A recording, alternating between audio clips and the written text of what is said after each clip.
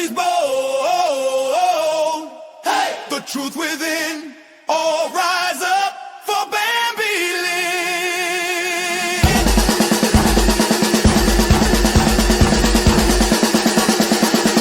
Bambi Lynne. Bambi Lynne.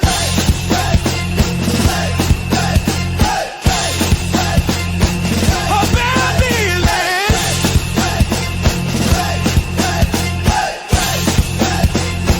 Oh, Bambi Lynne. Let the drum line roll again. Stories bold. The truth within. All rise up for Bambi Lynne.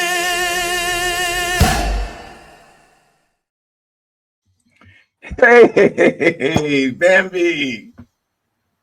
I don't even know what to say right now. Like, you should have told me and warned me that I would have tissues at my table. Like, that was like, I couldn't get up, and I'm trying to like go, man, I don't want to like use my sleeve to wipe my nose. Like,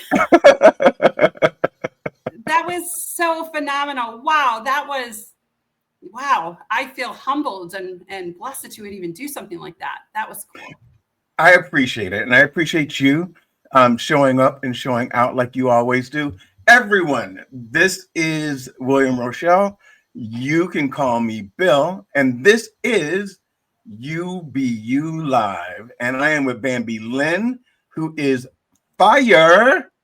If you don't know her, she is a mother, an author, a woman that has a phenomenal backstory, and she has come out the other side in a healing spirit that not only is she constantly healing herself, because I think that that's an ever evolving thing, because we who suffer from trauma need to constantly not relive the trauma, but reassess, are we okay today? So thank you, Michael. So welcome, Bambi. How are you? I am so good. And I am just so honored to be here. I tried to make sure I looked good. And I was actually making a latte and trying to like stick my frother far away from me so it wouldn't get on my shirt and stuff like that. But I did. I forgot to wear perfume, but then I remembered you don't smell me. So, but I'm ready. You know what? I did the same thing. I mean, I actually showered today. Yeah. I'm like, Bill doesn't smell me, so I don't need to wear anything.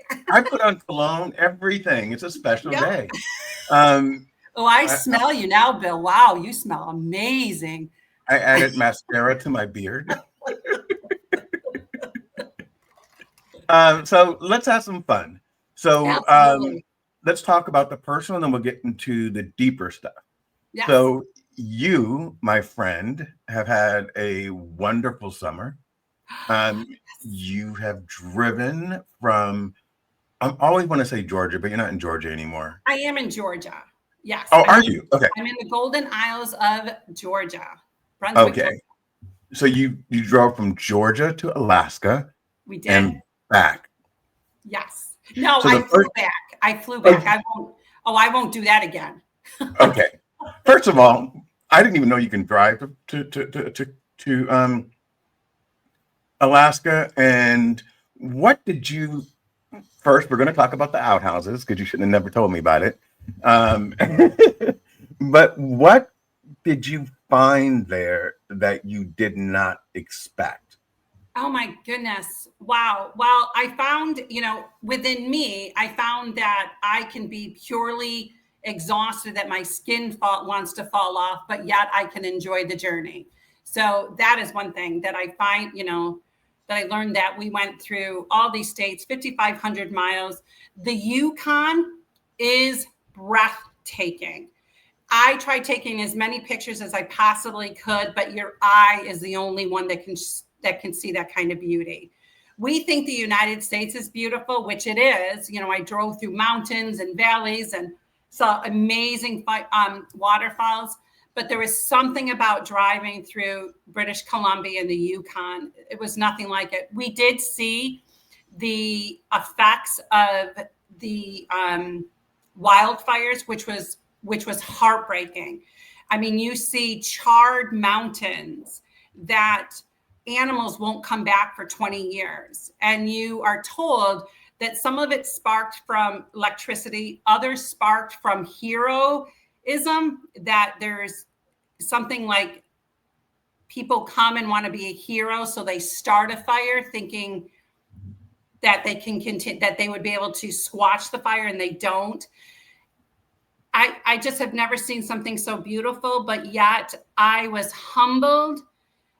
Just like you said about the outhouses, when you go through British Columbia and you go through the Yukon, and even going into Alaska, there is no cutesy little restrooms. There's no like, little things that you get to put your hands under and, wash your hands. There's no sanitizer. There's no sinks. There's no glass on the windows because of the moose and the bears. There is just a porta potty that smells to high heaven. It's the most disgusting thing, but you're stopping in the middle of the night for at 2:00 in the morning. You have to go to the bathroom. My daughter's laughing hysterically at me because she's trying to teach me how to pee outside, which I've never done before. So it was like, I was humiliated. I'm 55 years old. I've never done that before. I tell my girlfriend when we finally get internet, because we would go days and hours without any kind of internet. And she said, Bambi, all you're supposed to do is just hug a tree, drop everything and hug a tree. And I'm like, I can't freaking hug a tree. There's bears and moose out here. It was just, I was humiliated, but yet it showed me another thing that sometimes God has to humiliate us in order to bring us back up again. But I don't know if I would ever do that again, because I peed all over my feet and I had to sleep in a car. And there's times that I had to sleep in a car because there was no hotels, anywhere near us. So there were times we slept 3 days out of the 15 days that we traveled in our car. So imagine my daughter trying to teach me how to go to the bathroom and squat outside, but then you're on an incline. And so your pee is running down your feet. And then you have to get into your car to go to sleep for the evening. Cried myself to sleep because I was completely exhausted. But we made it. I mean, I can say that there's nobody that can give me any kind of bull crap because I drove the Yukon. So you just step back and you just leave me alone. Okay, so I know you're never going to have to do this again, but in the future, you pee backwards, so your feet aren't pointing down the hill. Oh, thank you, Bill. Appreciate that. Thank you. And the mosquitoes were like the size of nickels. My face was welted with mosquito bites. Yeah, they love me. Just so bad, but it was breathtaking. But it was dirt roads, and then when I got into Alaska, I took my grandson to the third worst highway of the United States, which is the Dalton Highway. And we drove it to get to the Arctic Circle. So I can have a picture of me standing by the sign of the Arctic Circle. If you want your head to bounce up and down and your brain to shiver, back and forth or whatever, go on the Dalton Highway because it is complete dirt, rocks, and potholes. Got it. So Aaron Gibson, he's from Canada, so closer to Alaska than I am. I'm in Florida. So did you take bear spray? No, I didn't know to do. We were thinking that it was just gonna. No. The answer's no. There you go. No people. bear spray, and we did see, but. In the Great British Columbia, we didn't see any bear because of the fires had totally charred mountains and miles and miles and miles of trees. So we didn't see any bear there. We didn't start seeing things until we were getting out of British Columbia, and then we saw bison and moose and slow to convert. Oh, well, thanks. Okay. I don't want to know any of these tricks anymore. I'm not doing it ever again. We have 61 people watching. So but I grew up a lot, Google Go Girl. Okay, we'll do that afterwards. We're not going to do it online, Michael. Um, Oh. so how is your daughter and how is your grandson now that they've relocated? They are doing amazing. It was a heart-wrenching decision that, well, for me, because I actually moved to Georgia to be with my daughter because they were in the military, but they weren't going to have to be stationed anywhere anymore. And they had bought their forever home. But my daughter remarried, and she married a guy that's younger than her that's just starting his career.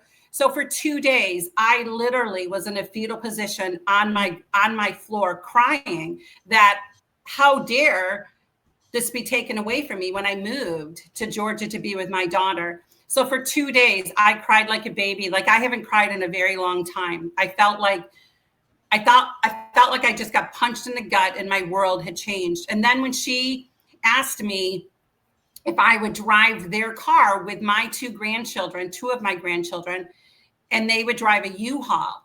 And I realized, good and bad run on the same track. And I tell people this all the time, good and bad run on the same track. You find the bad and you got to find the good in it. So finding the good in it, I had lost my job. It will be a year in October. Now, if I still had my job, I would have never been able to travel with her. And the other thing is that I would have never been able to go to Alaska. I am on 48 states that I have been to, and I just have Oklahoma and New Mexico left. If she hadn't moved there, I would have never been able to afford ever to go to Alaska because it's extremely expensive. So I look at it now as good and bad run on the same track. And I was blessed tremendously to be able to go to Alaska, to do things with my kids, my grandchildren. They love it, but it's now just starting to get really cold. They're in Fairbanks. It is starting to get cold now, but the northern lights are starting to come out. So there's nothing like Alaska. I don't know if I'd want to live there because the 4-hour difference is really difficult. Ooh, that's an interesting question. So we're at 200 people watching right now. Since the summer, since you've been gone, I've been doing, this is my first season 2 premiere. So, okay. And you picked me? And I picked you, yes. So it's very interesting because I thought about it this weekend or last weekend. I started this late March and then I went on a hiatus in June, right? And so it feels like I've been doing it forever, but really I've only been doing it for a few months. And so what I decided to do was to see on LinkedIn and on YouTube, if I boosted a couple of promos, what would happen? And so I boosted one saying, hey, we're going to be back. And it lasted for like 5 days. And you and I got 110 attendees that said that they would be here prior to the show, which is really, really great. Yeah, and then really on YouTube, my subscription base has gone up because I'm on Substack now. So that has influenced my YouTube. So right now, you and I are streaming to Substack. We're streaming to YouTube. We're on Instagram Live. We are on LinkedIn Live. And we're on Facebook Live. I think that's it. So we're at 279 people, and it's growing. So the question that came up is from Branson is, hold on. We're going to start with Bradley. Can you share the biggest lesson motherhood has taught you? Oh my goodness. Well, as you know, that I am a mother of 6 adult children. I have 4 daughters, and I have identical twin boys. And out of that, 2026, I will have 15 grandchildren. The greatest thing that I have learned in motherhood is that motherhood will break your heart over and over and over again. But all your children have to do is say one kind word to you, and all of a sudden your heart comes back together again. And so that would be my greatest lesson, and something that I continue to tell mothers all the time. Just be prepared. Your heart will break over and over again. And that's part of life. That's part of the process of our children growing up. It's part of the process of them becoming who they were always meant to be. And it's part of the process of being able to learn that I was never perfect and I didn't have to be perfect. And there's consequences to motherhood. It's the only job that we teach our children to fly, and we don't get them back. And if we can just realize that our hearts are just going to be broken over and over again, but you find a way to be able to live through it, and also to become the best version of yourself, and also to flourish, even though your heart gets broken over and over again.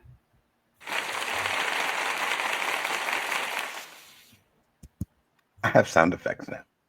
I see that.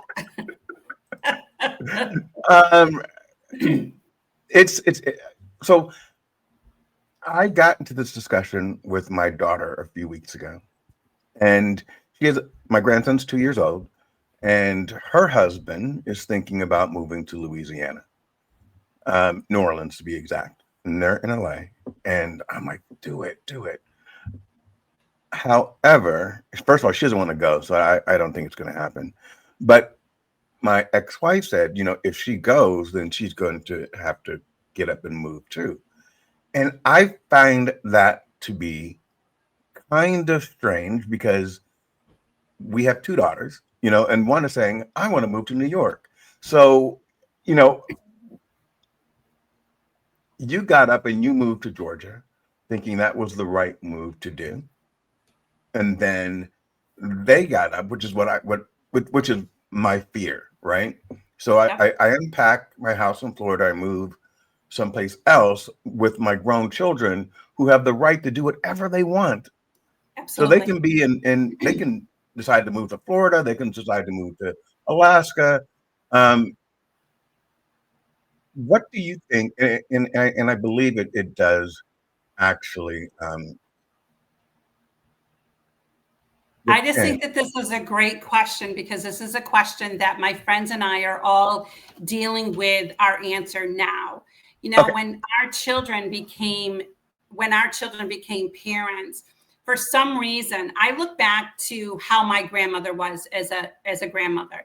My grandmother was a grandmother that we went to her house and we had cookies. She would give us 2 cookies and then send us on our way, kind of thing. We didn't stay. We would stay one night or something like that.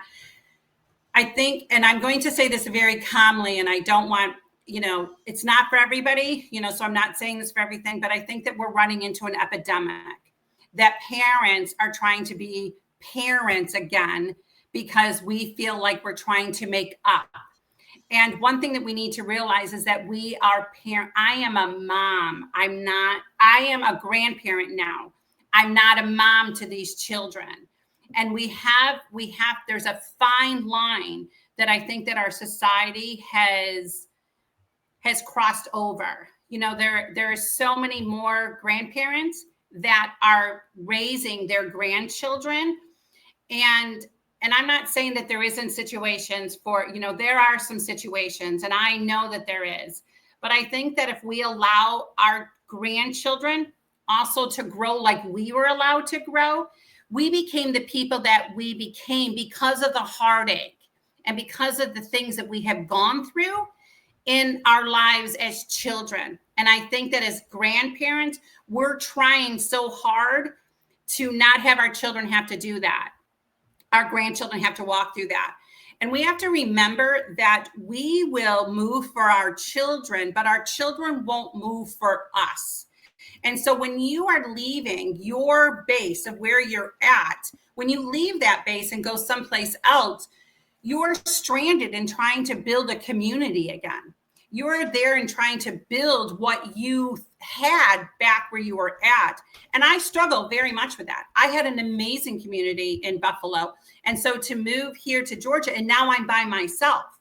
So I just think that we need to be careful as grandparents not to interfere and not to change our whole lives for our grandchildren, but because at the end of the day, no matter how much time or energy you spend with your grandchildren, statistics and the data says that the greatest influence in a child's life is their grandparents. And some of those grandparents didn't do big trips, lots of money to these grandchildren, taking care of them every single day.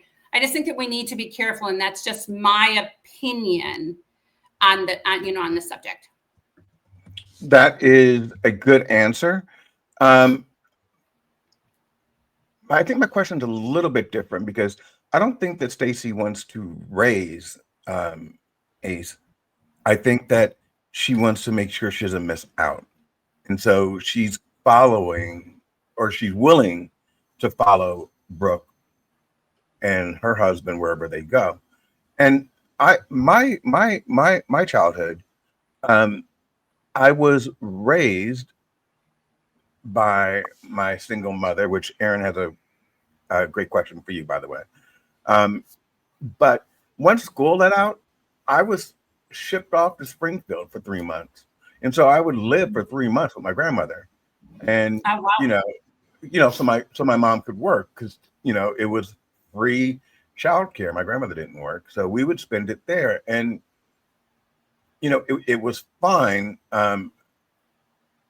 But I think now parents have a harder time letting go, if that makes sense. And I always debate whether or not I want to move back to Los Angeles, which I do for Ace, but I don't want to live there. Yeah. And it's so expensive, and the quality of life compared to what I have here is totally different. And I think it is irresponsible for me to think that if I move to Los Angeles, that my grown daughters will stop everything to keep me entertained, right? They're not. They won't. And they can do it for a weekend when I show up, but they're not going to do it if I'm there every day. Absolutely. And so for a thing, so you have two extremes, and we have to come back to the pendulum. You have one extreme that we are too involved in our grandchildren's lives and our kids' lives. Then we have an epidemic now of estrangement, that like it's such an epidemic of children not having relationships with their parents. And out of 100 grandparents, I'm going to tell you, and out of 100 mothers, there probably is 5% of those mothers that deserve that. But the epidemic is that 95 are getting that. The 95 that poured into their children's lives, loved them, made mistakes, because we're all going to do that. We need to come back to the pendulum, into the middle again, and find that middle ground. Stop estranging your parents, and stop overindulging our children because we're afraid that they're going to estrange us. And so, and then we're pouring so much. So there's it's such an epidemic. I have 6 children, and I have 2 children that are estranged from me. I have 3 grandchildren that I haven't seen, and I have 2 grandchildren I haven't seen in 7 years. I have 1 granddaughter that I didn't know her when she was born. I wasn't allowed to meet her. But just recently, when I went back to Buffalo, her mother contacted me and said, hey, would you like to now meet your granddaughter? Which my granddaughter is 6 years old now. So you and your daughter are on better terms? No, not necessarily. Like she wouldn't talk about anything, but I have and then I have 4 children that speak to me, that have a good relationship with me, and grandchildren that love me and that I'm part of. So in that, I'm just saying, I'm not sure that I am totally responsible for the estrangement. And I don't think that some of these parents are totally responsible for this estrangement that's happening. Yeah. I think that we come to a point in our society, and I'm trying to be very cautious because I want it to be that it's my opinion. It doesn't mean that it's fact. But we come into a society that we have so much therapy that now therapists are looking and going, oh, your parents gave you, canned corn when you really wanted canned green beans. Yes, you have a reason to be upset. And I think that sometimes we're just mustering up things that shouldn't There that shouldn't shouldn't be. be part of it anymore. Yeah. So that's just my opinion, that we need to swing back into the pendulum, into the middle. And I was looking forward to being the matriarch of my family. I was looking forward to having Thanksgiving and Christmas and crowded, Easter times at my house. And now I live in Georgia, and my closest grandchild is 5 hours away now. That I don't have that anymore. So I just think that there needs to be a pendulum, and that's just my opinion. And that's a great opinion.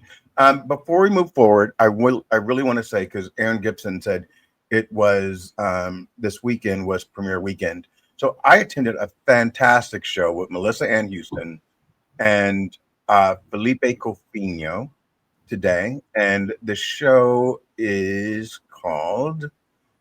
Just let me do I don't this. know any of those people. You will. What was the show? I got to find it. Sorry, Melissa. You have somebody that's asking, what is the message that you would give to a single parent doing both roles? Yes. Do you want me to answer that?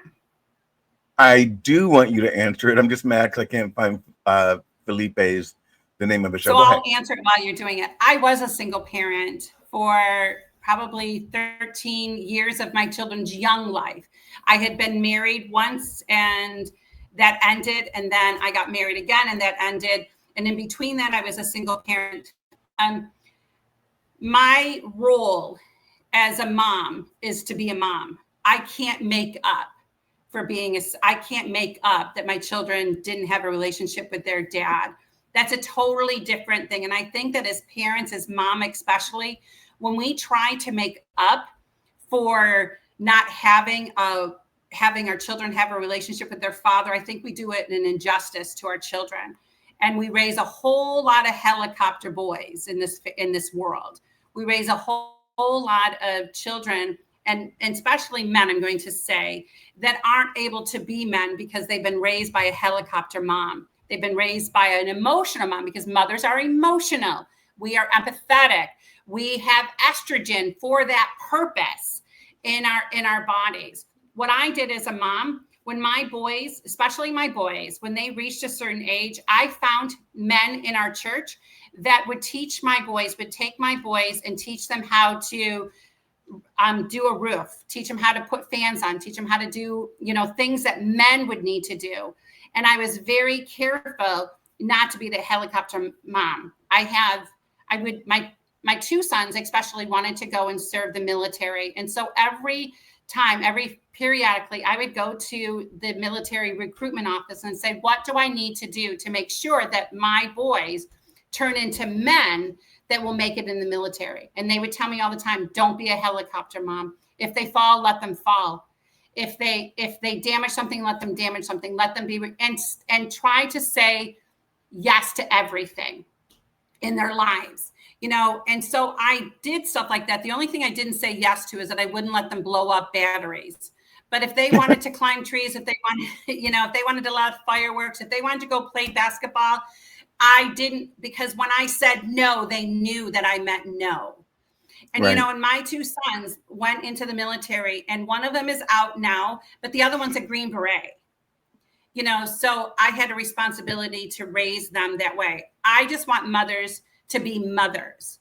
Don't take on the role of trying to be a father. Find men in your community, find men in your churches that will pick up the mantle, for you, to help you to raise, men that will make it into this world. Absolutely. And for everyone out there, Melissa Ann Houston is saying thank you. And the name of her show is called, and everyone should connect with Melissa Ann Houston and follow her on YouTube. And the name of her show, along with Felipe Cofino, is CCC, Careers, Chaos, and Coaching. So look for that under Melissa Ann Houston, and make sure that you're there next Saturday, because it is really great for people on LinkedIn. Back to you, Bambi. Well, thank you. To me, it's to me, This platform is about giving back. It's about uplifting others. There is enough space in here for all of us to be successful. There is enough Absolutely. room for all of us to uplift each other and not just kind of say, "Oh, I'm not gonna do this because it takes away from me." No, no, no, no, no, no, no, no, no. You give freely. You give freely, and it sometimes it can't be money. Sometimes it can just be a Absolutely. shameless plug. And I can say, Melissa and Houston, I told you this today on your show. Um, I had only seen 2 episodes before, and she was so impressive today. And the synergy between her and Felipe, who I would like you to meet, um, the banter was off the chain. So it was really, really good. Um, Aaron Gibson has asked a question, and this is really interesting because we're there's so many people that are joining us and asking great questions. I really want to kind of touch on that, and I hope you don't mind, Bambi. This is your show. I'm here for the entertainment. Am I entertaining? So one of the things that Aaron asked or Aaron said um, is that he is a single dad and he doesn't find a lot of support um, for single fathers. Here it is, right here. But he was lucky to have fellow moms to lean on for insight. And one of the things I've noticed as I've gotten older is that it's hard to find groups, Mm-hmm. supportive groups for men of a certain age. It was easier, honestly, for me, Aaron, when my children were younger, because of them, they would make friends, and then I would become friends with the parents, right?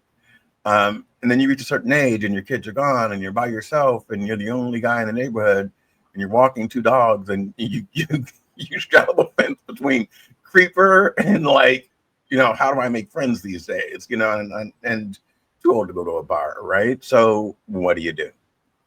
Do you have any insight into?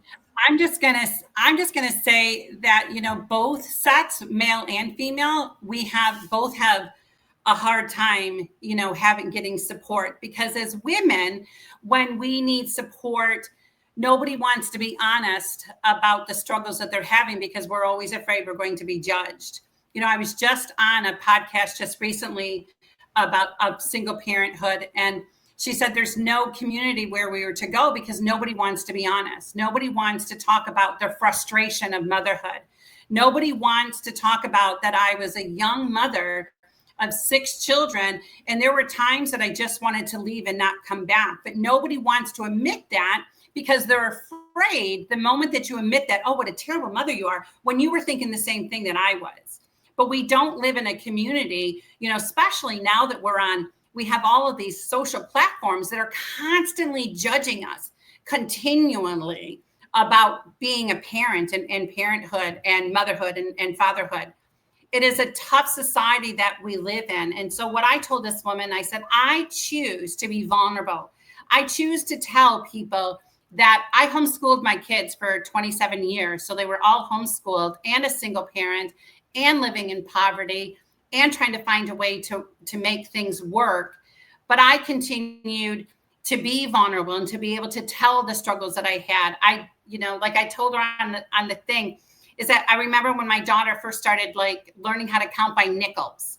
And she was 5 years old and she's counting by nickels. The first time that she counted by nickels, she did amazing. She was awesome. The next day, she chose not to know how to count by nickels.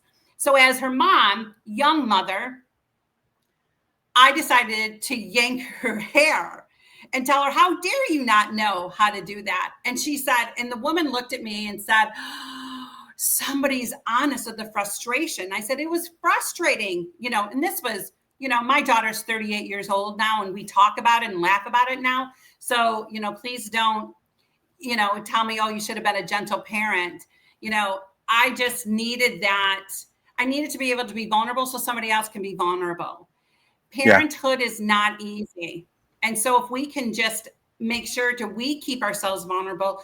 Go out there. If somebody is not helping you, then you go out there and find a way to help them, that you build that community to be able to talk and to be able to communicate and to be able to have those frustrations. But the only way that you're going to deal with both is to be honest and to be vulnerable.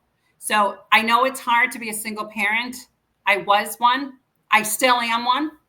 And I know that it's hard, but know that your reward will happen. Your reward will come. Don't give up on the process. Don't give up on, your job and your responsibility. Continue to shine and be courageous and brave in being the person in your child's life that stood the test of time for them. It's interesting because I'm a man of a particular age, and I was having a conversation in June with my family, my mom, my brothers, and everything else, and I shared with my mother. I said, your child wants you to light up whenever that child enters the room. You're supposed to be, in my mind, you're supposed to be the person that has unconditional love. And when you see that little miracle that you created, you just light up with joy. And she didn't understand that. And she literally turned to my brother and said, "Is that true?" And he was like, "Yeah." And I think no matter what stage you are in your life, a lot of people have mommy and daddy issues, right? At 40 and 50 Yeah, and totally. 60 years old. And it's because they haven't really sat down and talked about, what the expectation is. And Yes. um And there's and some mothers go ahead. no, go ahead.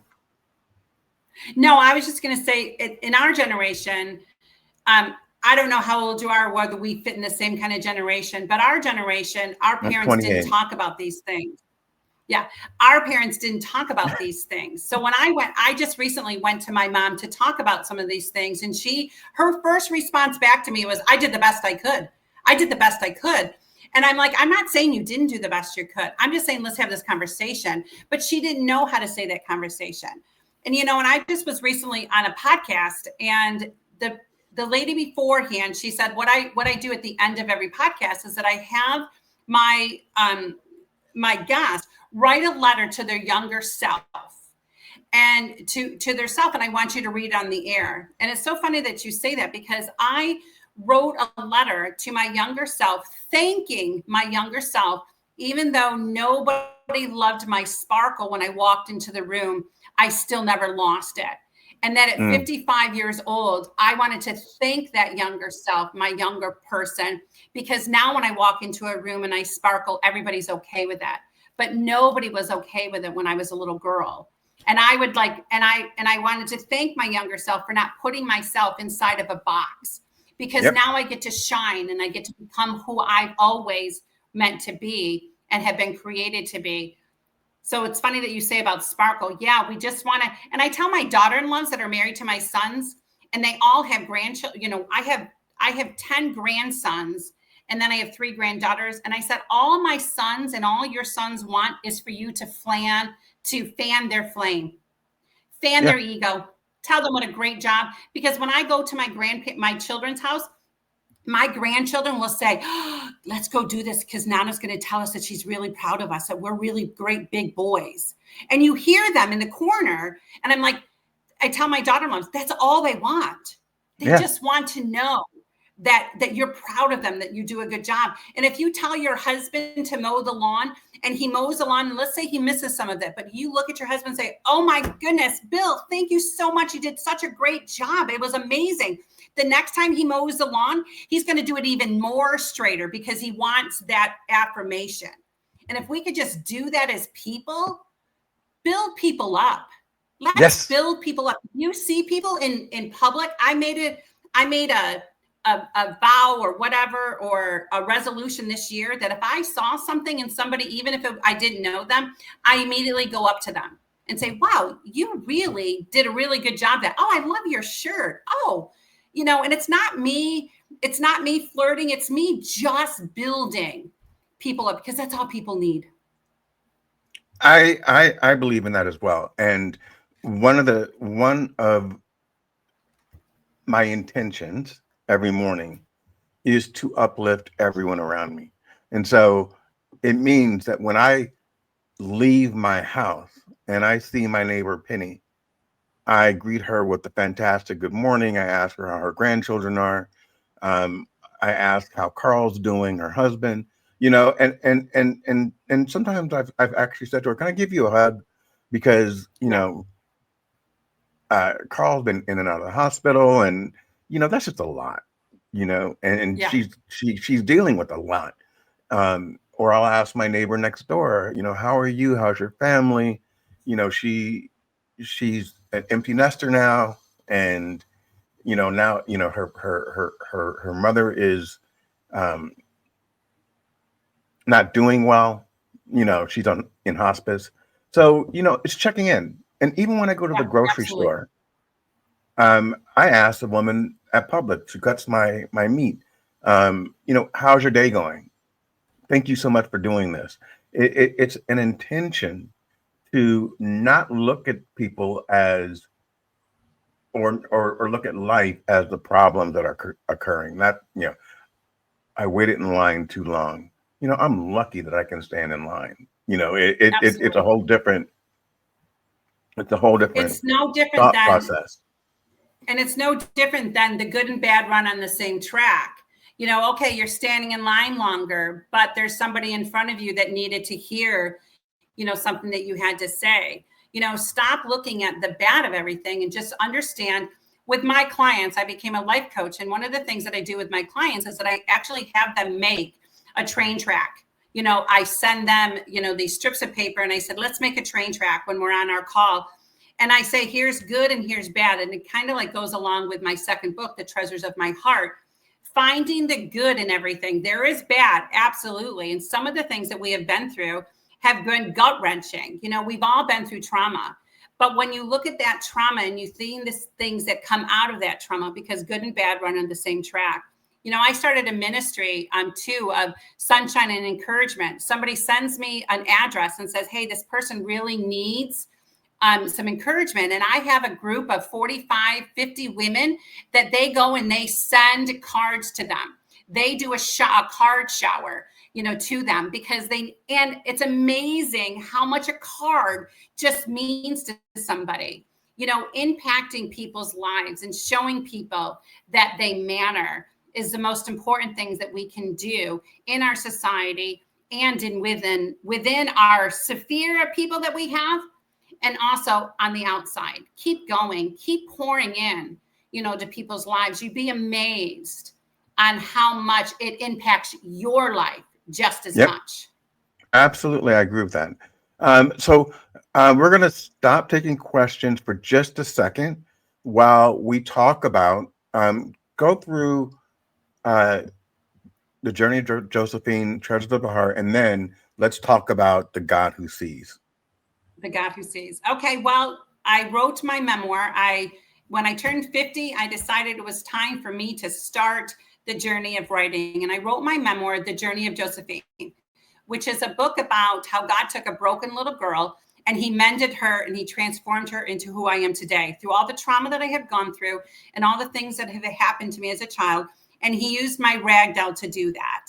And when I finally read that book for the first time and I closed the pages of the book, I then said, you know what, God, this isn't me anymore. Now I want to find this person. And so I started a ministry, Healing Through Stories, is because I believe that the more you tell your stories, the more transformed you are. Because I just was a speaker at a revival just recently. And I had people and I said, if I was to ask the question and every time I asked a question, somebody stood up, this whole auditorium would be standing. And I would ask the question, who's been raped? Who's been sexually assaulted? Who came from a broken home? And everybody stood up. But one of the issue is so everybody has gone through trauma.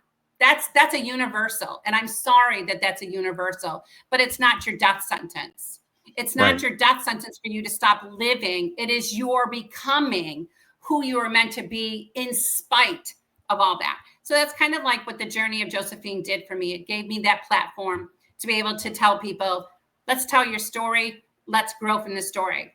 And then I wrote The Treasures of My Heart, which are, it's kind of like the same concept that I say, good and bad run on the same track. It is the treasures that God gave me in the midst of the storms, because sometimes we only look at the storms. We only get consumed by the storms. So we don't realize that storms bring treasures. You know, when you look at the metamorphic, the whole thing of the an oyster has nothing inside of the oyster until the oyster has gone through some stuff, until the parasites have gone after it, until the sand has beaten up, until the hurricanes have rushed it. But then once you open up that oyster, you see a beautiful pearl. But that pearl didn't come until you had the storm. And I want people to understand, in The Treasures of My Heart, people to understand that, yeah, storms happen, but there's treasures in the midst of the storms. There's pearls that grow. There's butterflies that, you know, that emerge, you know, because of, they've all gone through the chrysalis and they've gone through the metamorphosis, process. So then we come to my third book. My third book just came out on July 4th. And this is why I had to write the two books that I wrote. The other two books that I wrote were healing, were time for me to heal. And now this is the book that helped me to give back. And this title of this book is The God Who Sees. And it is, I've taken 33 different women of the Bible and I made their stories relatable today. So if you don't mind, I'd like to read the dedication of this book, if you don't mind. I don't mind. Do you want a drum roll? Yes, sure. No. You just want to play with your little toys over there. Yeah, I do. So the dedication of this book is dedicated to all the women of the Bible who show us just how strong women are. I dedicate this to the Eves of the world, the ones who made a decision in a split second and changed the course of their lives forever. I dedicate this to the Abigails of this world, the ones who thought that God forgot about them when they were in an abusive relationship, but found out God had a plan and a way out for them. To the women at the well who had 6 husbands and was living with a man she wasn't married to, I want to show her grace in the midst of her tears. This goes out to all the Bathshebas of the world who experienced the lust of one man, which caused consequences that led to the death of a child. I dedicate this book to the Tamars of this world who were raped or molested and left feeling dirty because it was a secret that they were afraid to tell. This is for the Marys of the world who gave up a son for the salvation of others. It's for the women that fell at Jesus' feet to bring hope to her and to let her know that there's no dirty secret through which God cannot bring abundant life. It's for the Marthas who feel like they have to keep working to be noticed. It's for the Deborahs, and let them know that no man can stop them from becoming great when God is in the midst of it. I dedicate this to the women with the issue of blood, and let her know that God sees her and that he is in the business of redeeming and setting free. This is for the Mary Magdalens who were possessed with 7 demons, and tell her that only God's love can set her free.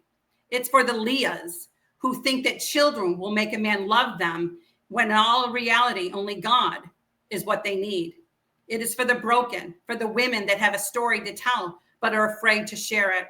I want to be that woman that brings women in front of the mirror and tells them that hope lies inside of them, that God created them with a purpose, and that they can find their hero in their own reflection. All women deserve to be heard and to be noticed. All of them deserve to have a voice. It is my hope that in writing this book, I can help women everywhere feel like they have been seen. Beautiful, beautiful, beautiful, beautiful. So that's who it's dedicated to. But it also can resonate with men out there.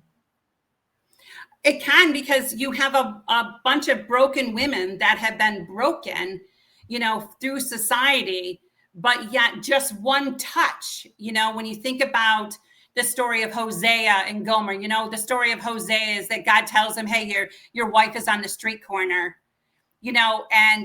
and he goes and he gets, Gomer, and he brings her back. And Hosea has a responsibility to wash her and to care for her. And, so men have a responsibility not to bring walls continually to go up in women's life, but to help tear them down and to know that they are safe. Absolutely. That was very, very deep. Mm-hmm. I don't do the well book with deep. is not the book is not written, it's not written like any other book that has ever been out there. I don't know. I don't know if we have time. This is very short. I can read you one of the women that I wrote about. Yeah, go ahead. I said, I spent a lot of time in my car by myself, and that gives me a lot of time to think. As I've been thinking about the women in the Bible, the last 2 days, I've thought about Eve. How could someone who had just been created and just formed out of the side of a man be deceived so easily? What was going through her head? How did she get caught up in the deception that cost her everything? It makes me think about a time in my own life, and I had 4 little girls, and I was standing for a marriage that had crumbled. But I was believing God that he could resurrect it. I spent hours on the floor worshiping and hanging on to every word that I read, and in the church 4 days a week and just waiting. During that time, I had a guy come up to me and told me that God had talked to him and told him that I was going to be his wife. I was shocked. I'd never heard someone hear from God that way. The deception came in. That moment was created to have me stop believing because I thought God had spoken to somebody else, that he was protecting me and giving me someone else to take care of me and be never to be alone again.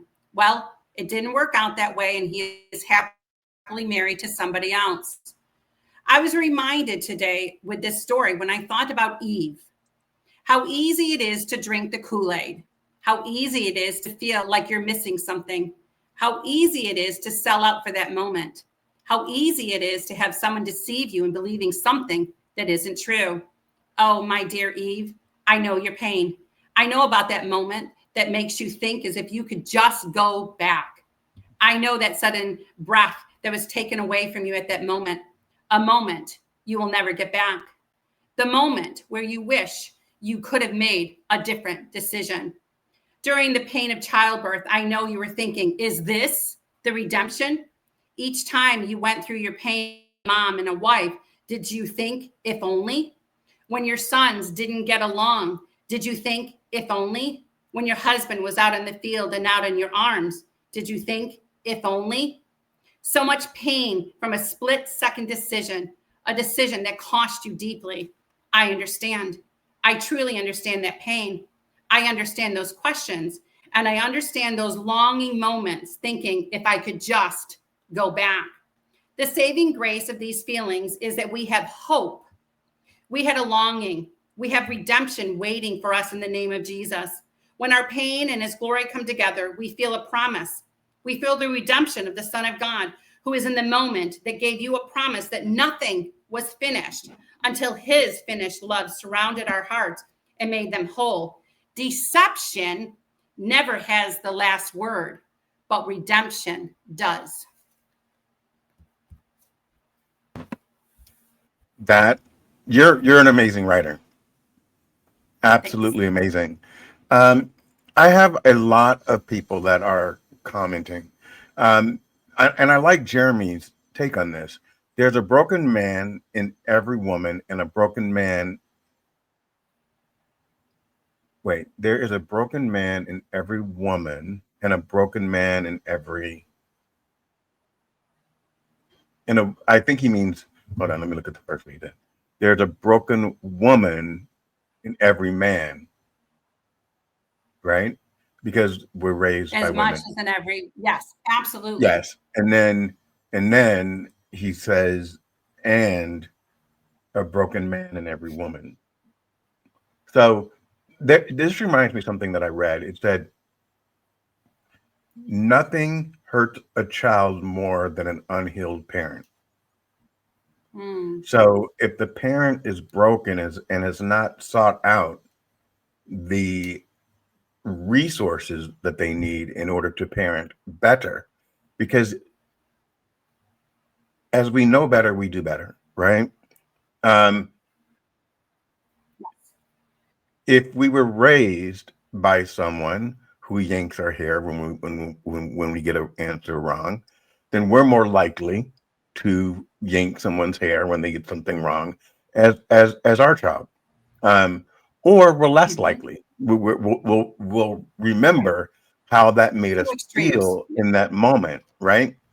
So um, many of us, like I've told everyone, I only hit two daughters. I only hit one, which was Brooke, and it was because her and I were going to the grocery store, and we were at a intersection, and she decided to run, and there was a car coming, and I grabbed her and I swatted her butt. And the only thing I could think of is your mom keeps you alive all day. And I walk up the block to the grocery store. How am I going to tell her that she just got ran over?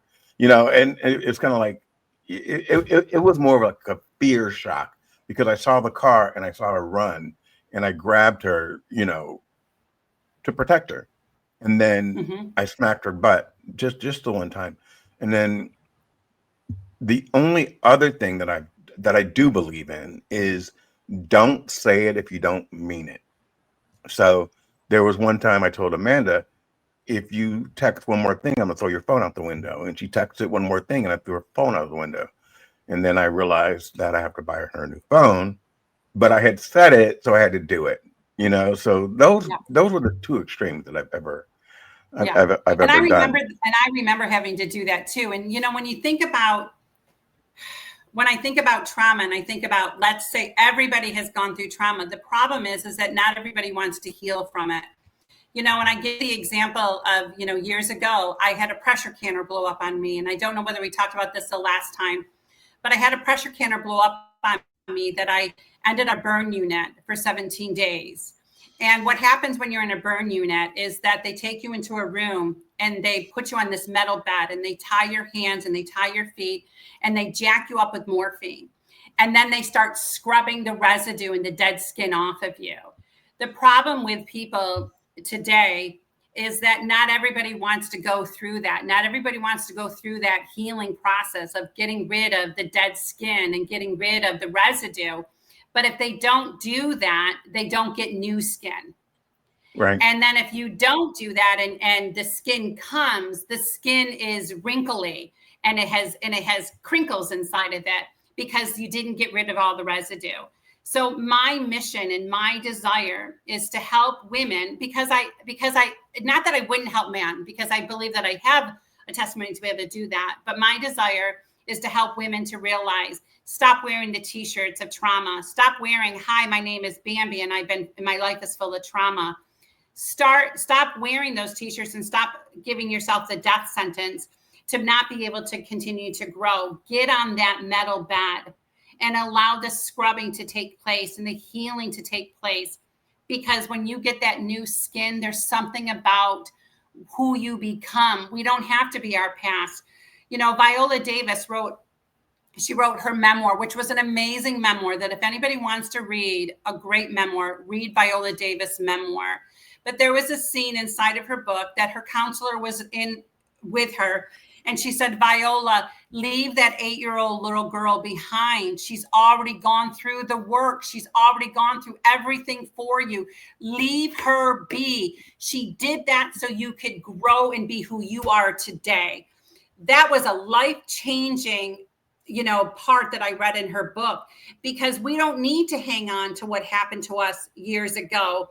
We need to forgive ourselves for thinking that it had anything to do with us. And we need to let it go so we can live victoriously and destined in who we were always meant to be. So leave that person behind. Leave that little boy behind. He did the work for you already. And march forward into your healing and into getting rid of the dead skin so new skin can grow so you can live your best life. You are phenomenal. You are phenomenal. Do you hear that enough? I don't know. You know what? How about you call, you can text me every day. No. That you're phenomenal. It's interesting because um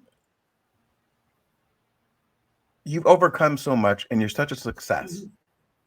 And I was just talking to you about the fact that my show was only 3 months ago, and now I'm doing it again. I often suffer from that imposter syndrome. That you know, am I doing this right? Am I going in the right direction? Um, do you understand how remarkable you are? Like, do you really understand the You know what? blessing that you give to I others? had a girlfriend. No, I had a girlfriend today call me because yesterday, we have a mutual friends, that we have Cheryl and Yes. her brother, her son Andy. And yesterday we went out to dinner all together to celebrate Cheryl's birthday. With And I Andy? had just, yes, with Andy, he was there too. He I never asked him if, goes out. yeah, he won some wine. So I asked him if he was going to be listening to this podcast and drink his wine, but he said, sure, sure. I don't know whether he is listening, but I had a girlfriend call me because I had a butterfly when I was in New York, when I was a young mother homeschooling my kids. Every year around June and July and August, we would go out into the milkweed fields and we would find monarch butterfly milkweed that had a caterpillar on it or had an egg on it. Well, I did this past July, that when I went back to New York to be part of the revival. And I have watched the process, and I've allowed my friends on Facebook to continue to watch the process of my butterfly that laid the egg on the milkweed and then grew, because I want everybody to know that you were all born a butterfly.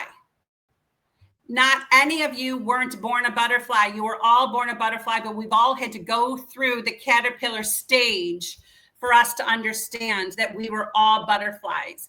We have all been through things, and we've all had to go inside of the chrysalis and in the darkest moments of our lives for us to emerge. Well, yesterday, my butterfly that was in the chrysalis decided to emerge. So I brought it to the dinner so that Cheryl could name my butterfly, because it was a male, so she can name it and we can let it fly. So I tell you that story because I had a girlfriend call me today and she said, Bambi, I just want you to know, I don't know if you understand that you have blossomed beyond what you think that you have blossomed, that you have made a difference in so many people's lives. When I saw that butterfly take off that we named Roger, when I saw that butterfly take off, I saw you take off. I saw you fly. And sometimes people that are in ministry, or sometimes people that know that they have a calling on their lives or whatever, people think that we have it all together. And she didn't know that I needed to hear that. I needed to hear that today. Yes. And so sometimes, yes, I am a joyful person. This is who I am. But there are times that I find myself on a fetal position crying out to God saying, why did you take my daughter from me? And Right. so we all need, iron sharpens iron, and we all need that. We need to speak into people's lives. And if you see something, that's why, William, I felt honored and blessed that you asked me for a second time. Like, I'm like, wow. I even told Sherilyn and Andy yesterday, I'm like, he called me for a second time and wrote an article about me. Like, I'm thinking I'm meeting royalty when really Me? we're both meeting royalty in each other. We there's a couple of things I want to say. First of all, we should be proud of our flaws and we should speak on them Yes. so that we can turn whatever flaw that we see into a a source of spirituality, inspiration, and motivation for somebody else. You know, Absolutely. I've had a fantastic career, but I was a runaway at 16. I lived in my car for 2 years. Um, and I've gone through very great successes, and then I went through the economic downturn. And then I had another great success, and I went through the COVID downturn. Both impacted me greatly, but they've also made me stronger. And Yes. I believe that, um, and I'm going to shout them out: Mike LeBlanc, Kenneth Dunner, Jeremy Burdick, Peter Muffler, Spencer Collins, Kenneth Dunner. Did I say Kenneth Dunner already? I should have said him first because he'll get mad at me. And Felipe Copino. Um, we meet as guys, and we share the fact that, you know, today wasn't the best day, um, and that's okay. You know, Yes. and for men, I I kind of agree with Aaron in one aspect, and I believe deeply in this. I think that there's a lot more resources for women, and women are much more likely to seek out resources. I believe that most men were raised to man up. So that means we push everything down, you know, and we our identity is skewed Mhm. because women can be emotional and men can't. Women can say I'm afraid, and men are apprehensive about that.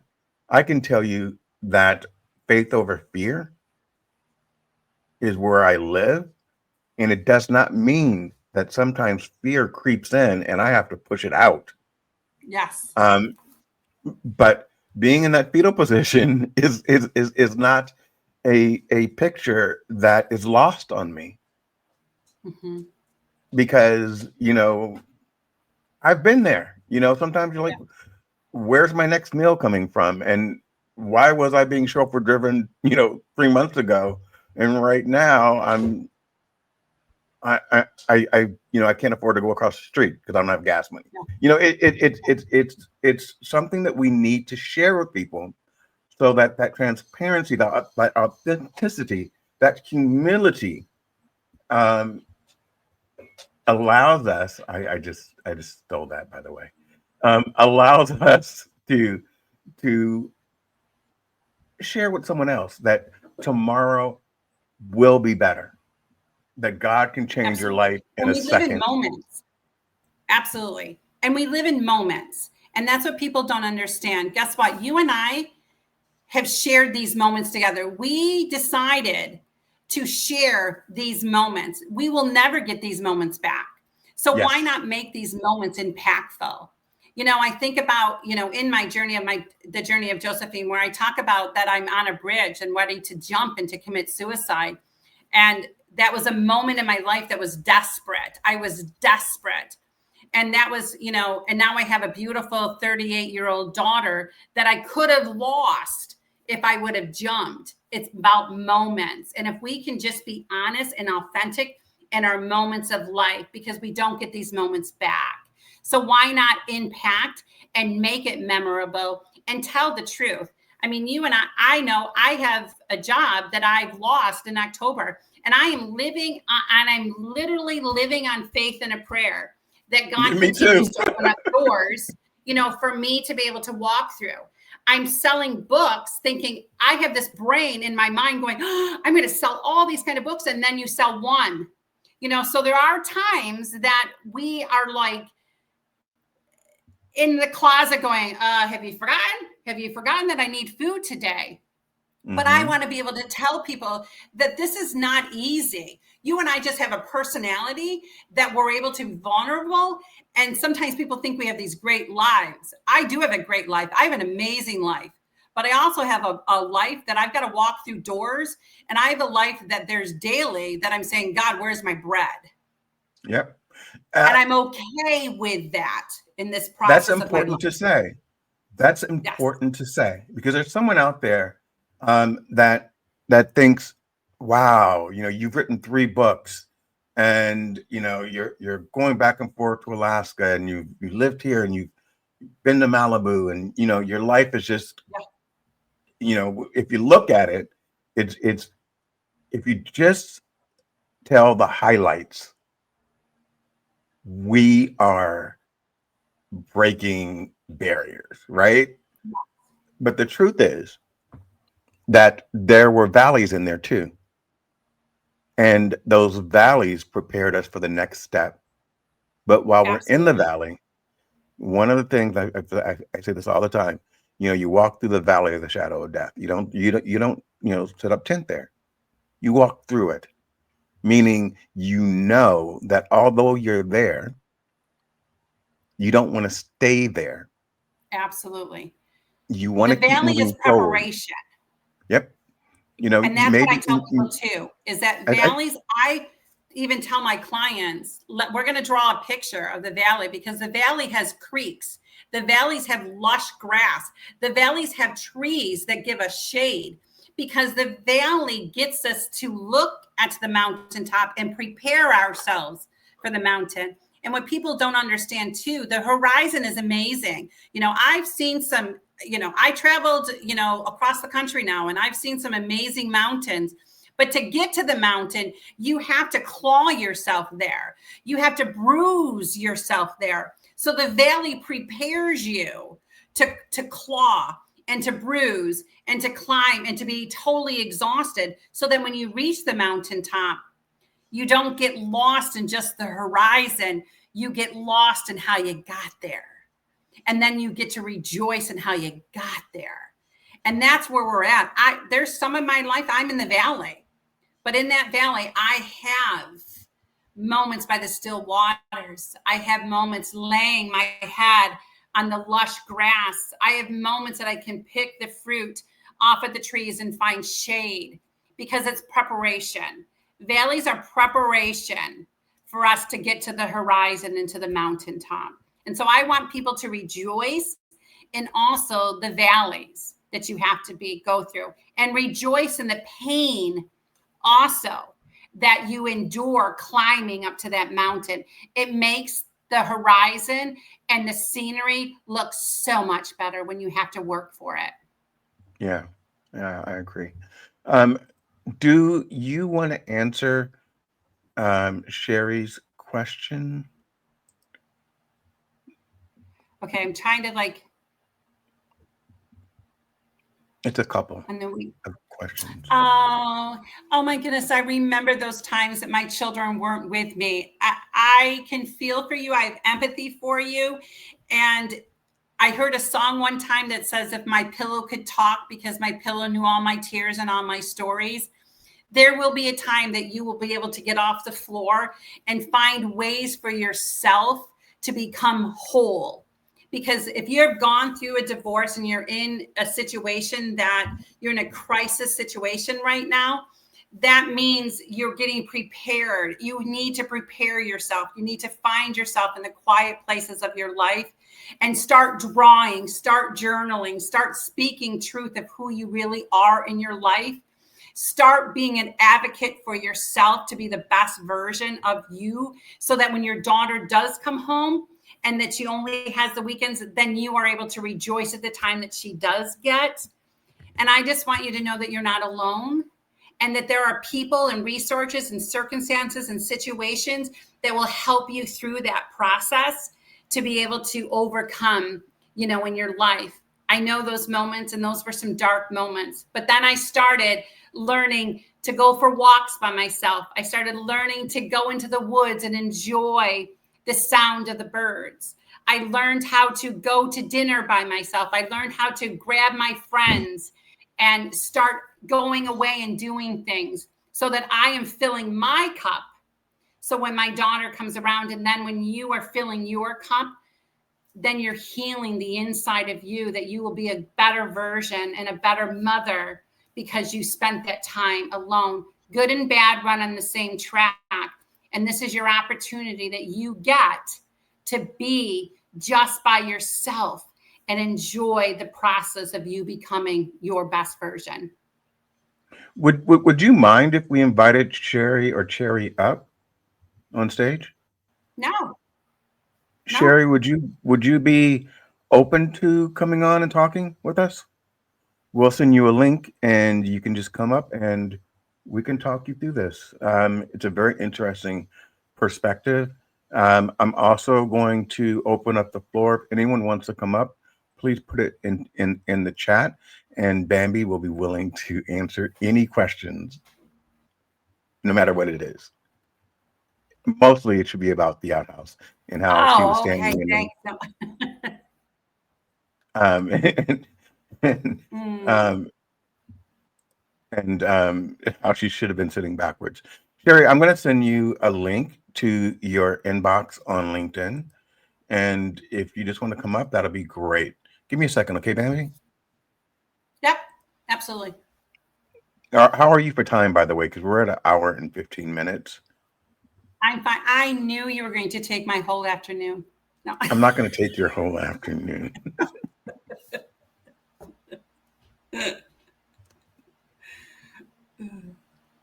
Let me send her this.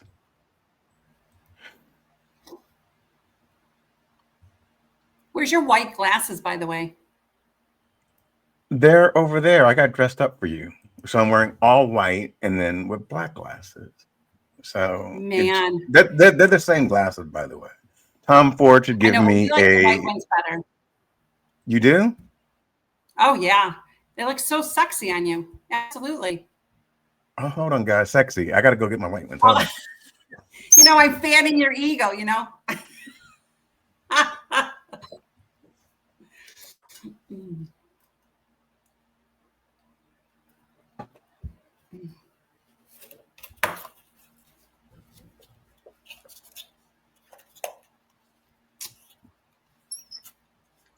I'm here to There you please. go. My daughters.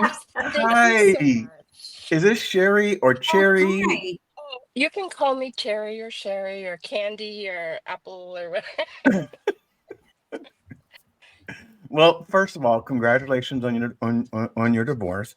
Sometimes Thank you. that's the best thing that can happen to us. Yes. Um, and so, how can you want to give us a brief on your story and Well, then ask Bambi um, questions? yeah, yes. So, I'm a domestic violence survivor. I was married for 20 years. I was married at 18. And I've been divorced for 2 years. And I have my two daughters. They're my picture. Grace is 16 and Faith is 13. And it's been a long few years with the visitation. I miss my daughter so much. Um, and I worry about their safety.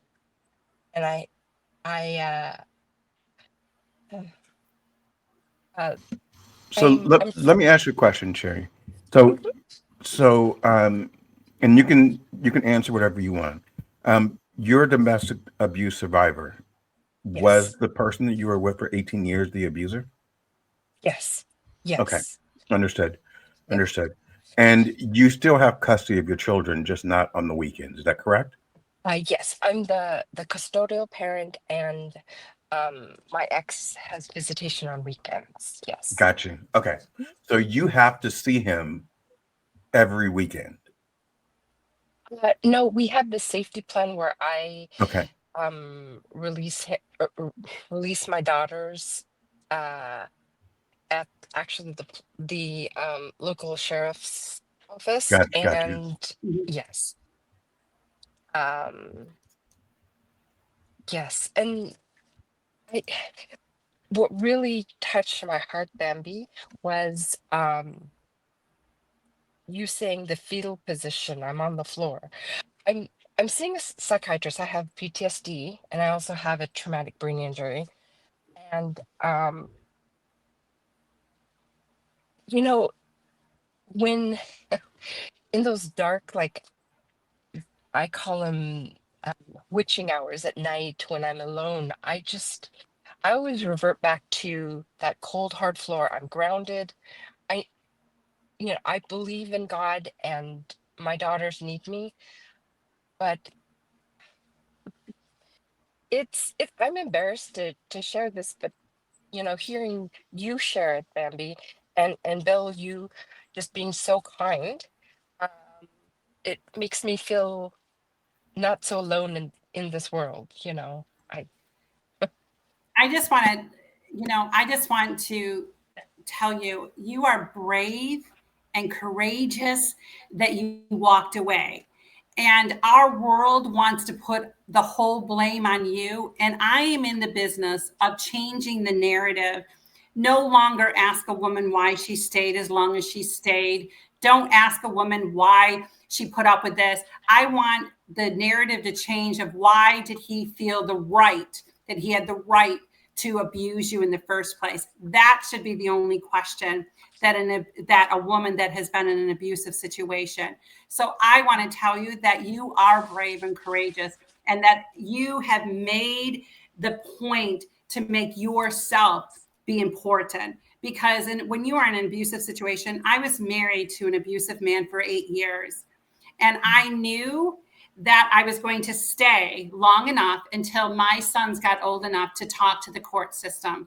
And I knew that. I knew I wasn't going to walk away from this, and I was going to protect my children for as long as I possibly could.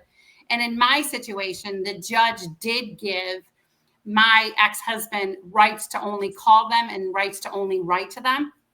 And he couldn't see them because of the abuse that happened in our household.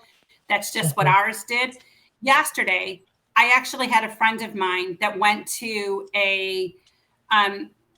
she went to a raffle, and she sends me this picture of this guy, and I'm like, oh my goodness. And it was my ex-husband. And it's been 15 years since I've had to be in that abusive relationship and that abusive situation. But 15 years later, there was no emotion. There was no like ties to him. There was like nothing. Like I had finally like been released. And because what a person that tries to control you, he controls your mind, your body, your psyche. He controls everything. So you are only reacting out of the way that you have been taught to react to be able to defend your insides. And I just want you to know that there is hope. And it does take time for you to be the person that you were always meant to be. And it does take time, but you have to take those steps, that he doesn't control your mind anymore. You're the one that has to take those steps, that he doesn't take over anything about you. And I'm so glad to hear that that you don't have to see him, because that's a sense of control for him to see it. And there will be a time that your children will get to say no. In my situation, I just documented enough of our situation that the judge, after 2.5 years and $32,000 of lawyer fees, finally said that he didn't have to, he couldn't have anything to do. And that is another way that our exes that are narcissistic, that's another way that they control us, is by bringing us into the courtroom over and over again and depleting us, and depleting all of our finances. But you can be on the journey of letting go into becoming the best version of yourself. Instead, I understand that there's a fetal position, but it also has been 2 years, Cherry, that you can get up and you can rise, and now you can start doing something for yourself. Now you can start being an advocate for yourself and an advocate for who you want to be. Write a vision on your wall, write a vision on a piece of paper, and stick that vision on your refrigerator, because I am a Christian, so the Bible says without a vision people perish. Without a plan, you perish, you give up. And this isn't the time to give up. You find people in your life that hold the staff for you while you are in battle.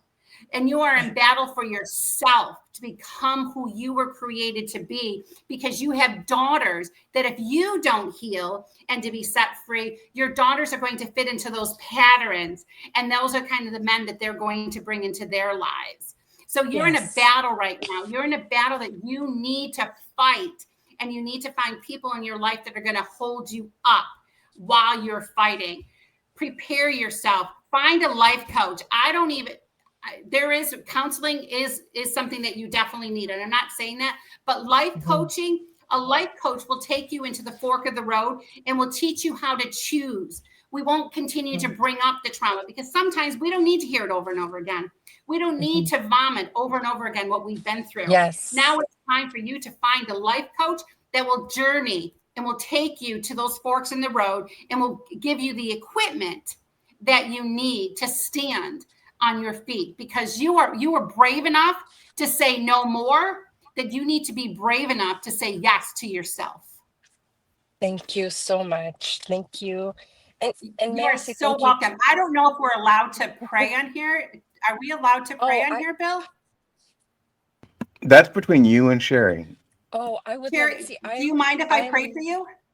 yes, please, please. I was born, Okay. raised, baptized Catholic. I'm Filipino and Native Yep, Hawaiian. So I don't need to know I that. I just need to know if okay. we can go to the throne room of God Okay. and lay it all at his feet. Dear Heavenly Father, I Wonderful. come to you and I just ask you, Father God, to cover Cherry. I pray that she has lived in the corner long enough, and I pray that she will run to the hem of your garment and that she will know that you will give her peace that passes all understanding. I thank you, Father God, for her bravery and her courage. And I just pray that you anoint her, Father God, that you touch her from her head down to the tips of her toes, that you use her and that she seeks you and she finds you, Father God, that she will trust in you with all of her heart and lean not unto her own understanding, but in all of her ways, may she acknowledge you, Lord, and you will direct her path. I pray that you will bring situations and circumstances that she can walk into, Father God, and that she can find value in who she is. I pray that she will begin to start speaking the truth, because it is the truth that will set her free over her life. I pray that she will know that she is the head and not the tail, that you have a plan to prosper her and not to harm her, but give her a hope for her future.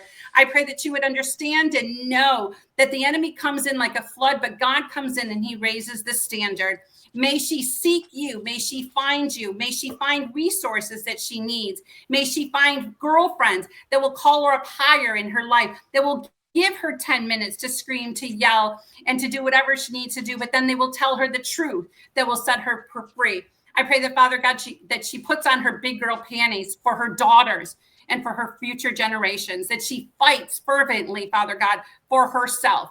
And I pray all of this in your name, in Jesus' name, amen. Amen. Thank you so much. I Amen. appreciate Take care, and we appreciate Sherry, you, wanting to be vulnerable. your life is you're at the beginning stages of it. You're going to evolve. You're going to come out of this better than before. I think that there's some things that um, you need to release, but that's easier said than done. And I can tell you that I grew up in a household with an abusive father, and I watched how he treated my mother. And the best day of my life was when she walked away.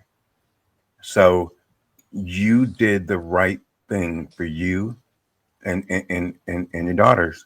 Um, Thank you, Bill. I needed to hear that because um I thought I could stay until my daughters were adults, and I know divorce is so traumatic.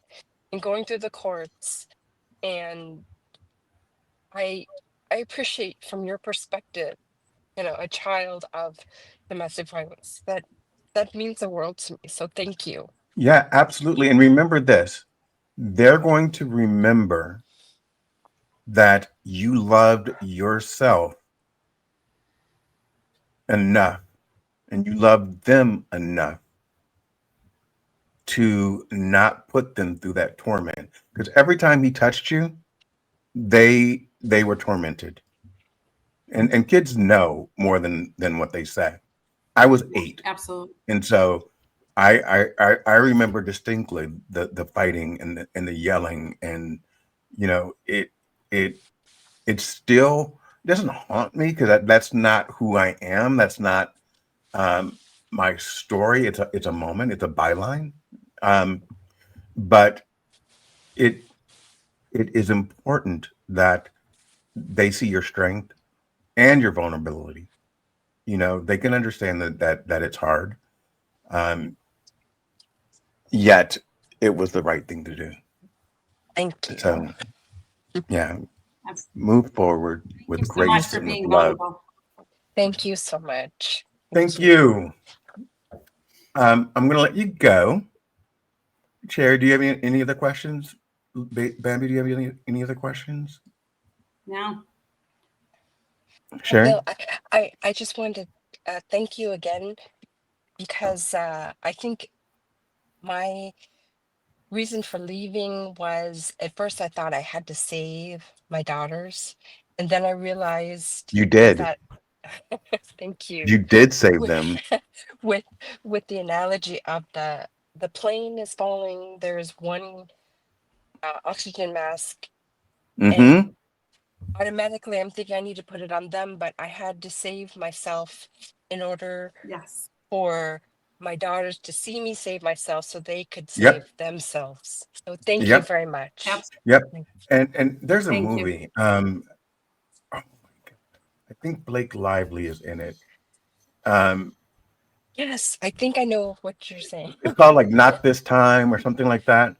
Anyway, Yes, Yeah. Colleen Hoover. Her books are better. Read the book, The Colleen Okay. Hoover. Okay.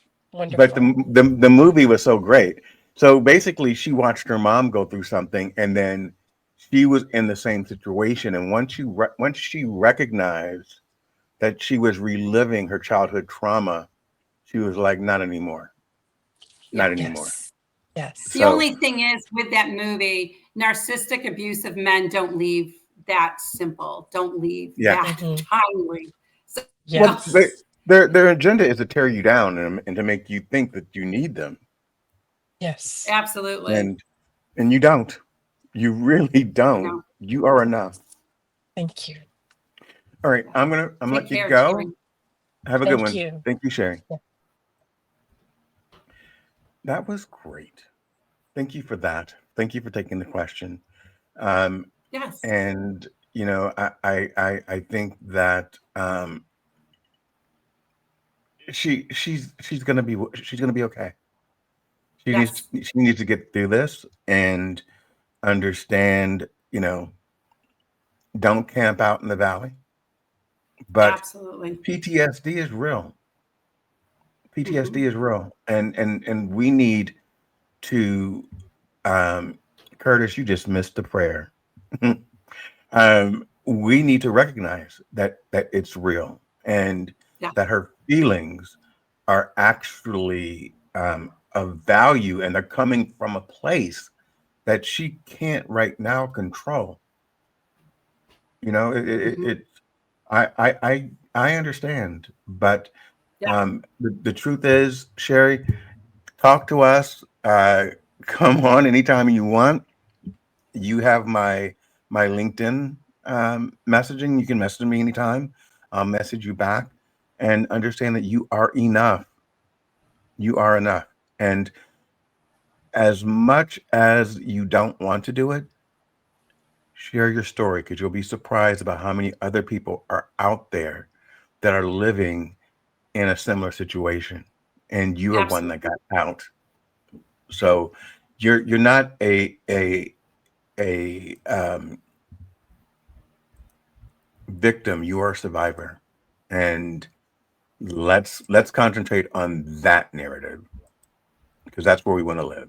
You are a survivor. Very cool. All right, Bambi, we are winding down. Let's talk real quick about your which I don't think we talked about before, but you have you're a life coach, right? I am a life coach now, and it's titled Healing Through Stories, giving you the courage to share your own. And it's an 8-week program. Mine is a little different because when I do an 8-week program, I actually send a box, to my clients of different activities and projects that we're going to do together for the 8 weeks. Some of it some of it you do on your own, some of it we do on a live, thing. It's a $240 program for 8 weeks. 40 of it happens to be the box that I send to you of activities that we do.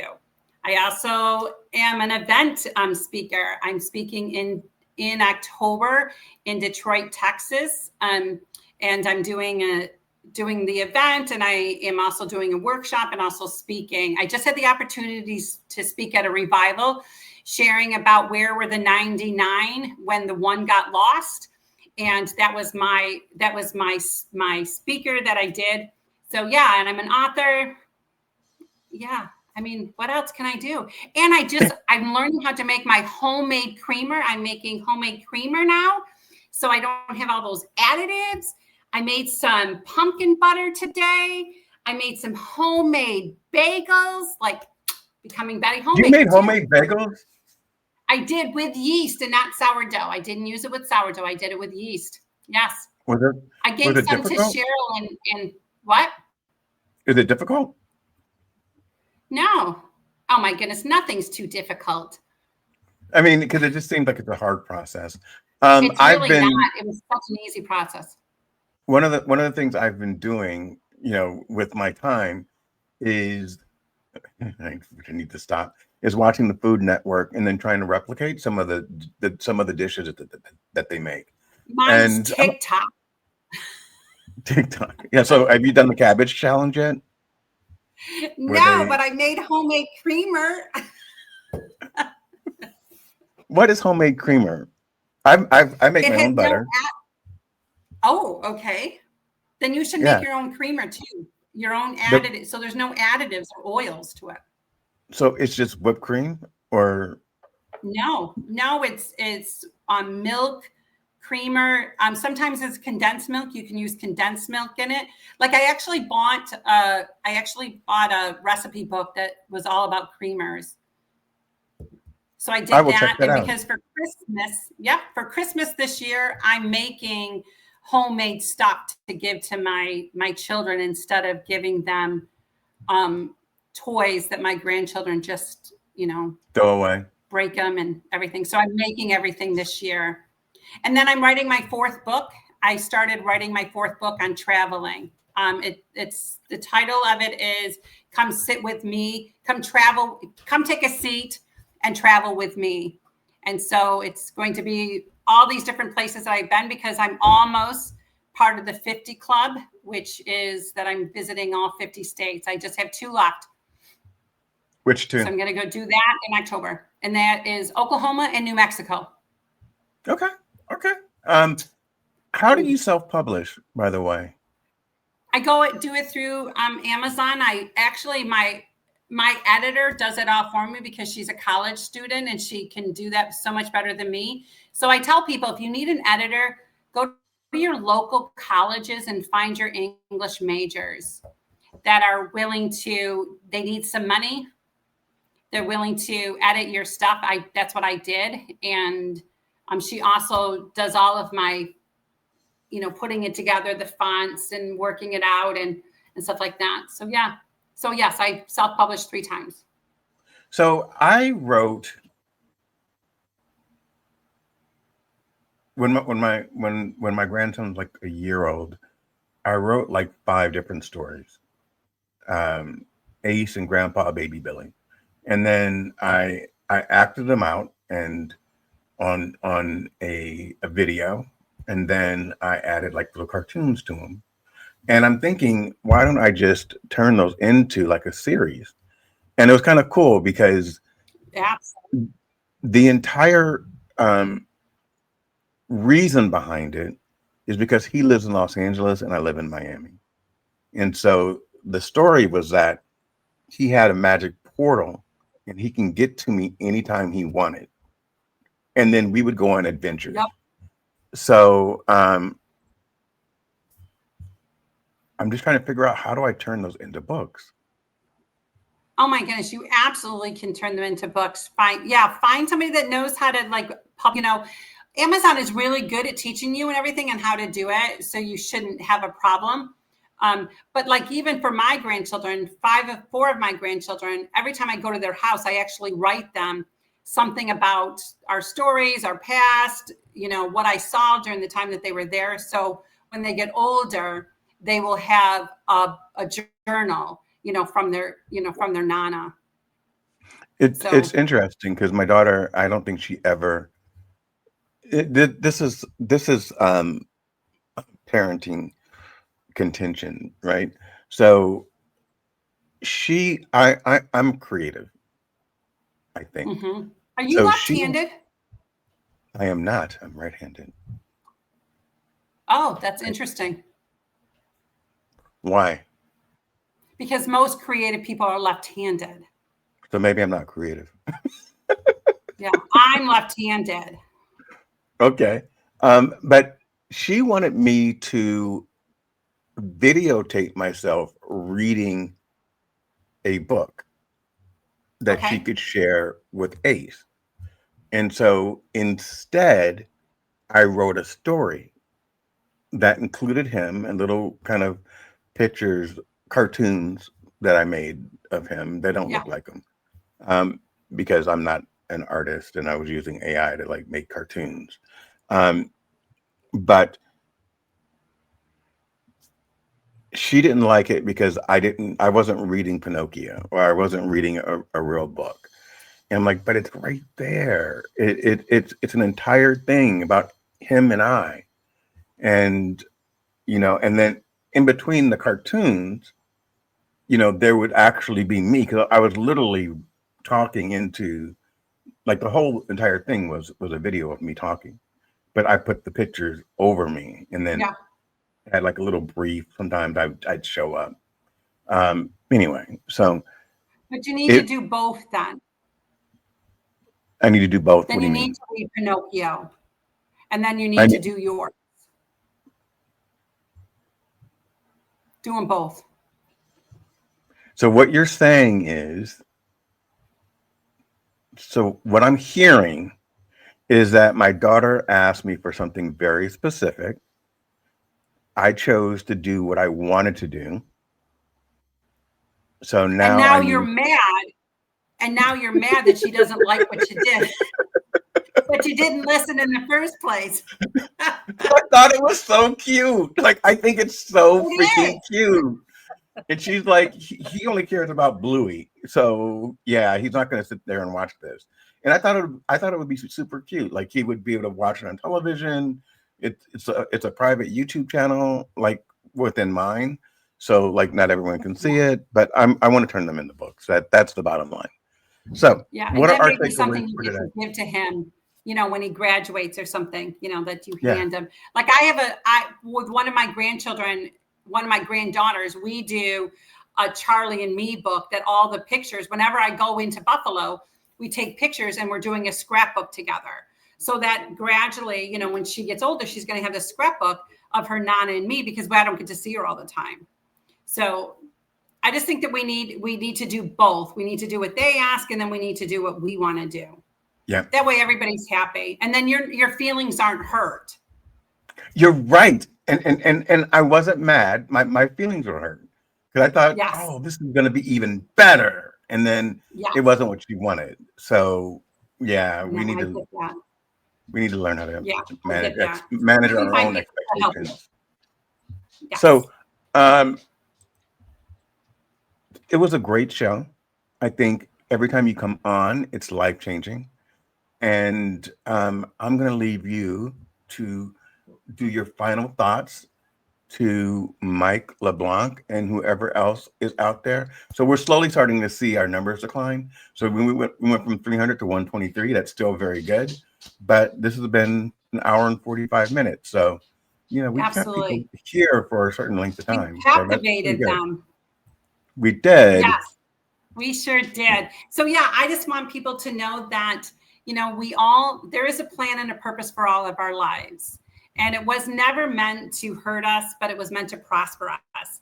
And yes, we've all gone through things in our lives. We've all gone through some tragedy, but it also has made us who we are today. If I didn't go through the tragedy that I had gone through and the trauma that I have gone through throughout my life, I wouldn't have never been able to sit and pray with Cherry and be able to speak life into her. So good Yep. and bad, just like I said over and over again, good and bad run on the same track. And when you begin to start looking at the good in life, instead of always hanging on to the bad, you lose something. You lose something in your life. It is so much better to look at a glass half full than it is half empty, because then you have something, a goal to be able to achieve. Know that your life is a jewel. It is a treasure. And you have an oyster. You are an oyster going through life and going through experiences and going through storms and going through traumas. But I'm telling you that when people open up your life, they will see that beautiful pearl that was formed because of the trials and the trauma that you have been through. Don't use your trauma as a death sentence for your life, for you never to live again. Use it as a tool for you to be able to walk forward into who you were always meant to be. I'm 50 some years old, and I have written, and don't allow anybody to tell you that you can't do something. You know, I don't share it too much anymore because it's not who I am. It's not defined me, but I have a 10th grade education.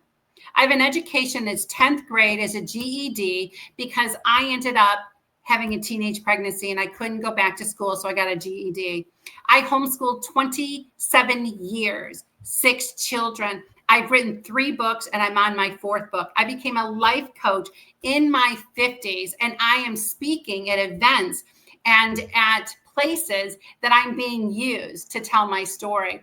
Your trauma and the things that you have been through in your life are life lessons. They are lessons for you to be able to prosper into the next part of your life. Your journey is not over. Your book is still being written. You are still just in different chapters. Live your life in moments because those moments you will never get back. And know that the chapter that you're in is going to be a good chapter because it's been written by the master writer. That There he's you never go. loved you, he's never forgotten you, he's never turned his back on you, and he never will. When you see a gardener, you know, one of my book that I love the most and the movie that I love the most is the book called The Shack. I love And that. years ago, I read The Shack. It's my favorite book, but there's a scene in there where the guy goes into the garden and he goes, "This is disgusting. This is a mess. Look at all these weeds." And he's going on. And the Holy Spirit says, "Just wait. Just wait." Because what's happening is that there is a beautiful garden that's being formed. There is a beautiful thing that's being formed, but sometimes we just have to wait. We have to wait through it. And we have to know that God is so much bigger than what we think. Our lives are so much more than what we think. If we're only living moments, he's already lived it to the end.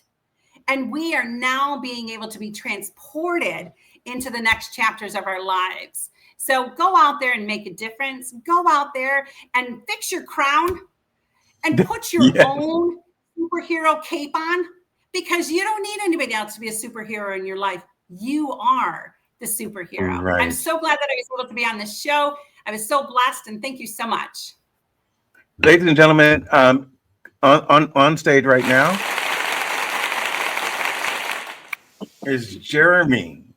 Jeremy, what question do you have for Bambi? Bambi, Jeremy is in my men's circle. You know, okay. we talked about, you know, Mike and Kenneth and Jeremy. Mike, I sent you an invitation to come up if you want to come up. And we literally support each other. And Aaron was saying, you know, it's difficult for men to find that support. Well, yeah. I found it, and he is one of them. And Jeremy, you watched the movie The Forge? I have not watched the movie The Forge. There's a no. Oh, you need to watch that movie called The Forge. It is an amazing mentorship of men that take on younger men. And it's a forge, and how they took on this one boy that was raised by a single mom, but they continue to teach him how to be a man of integrity. And it is an amazing, amazing show. It's called The Forge. I think it's still on Netflix, I think. It was a really good show.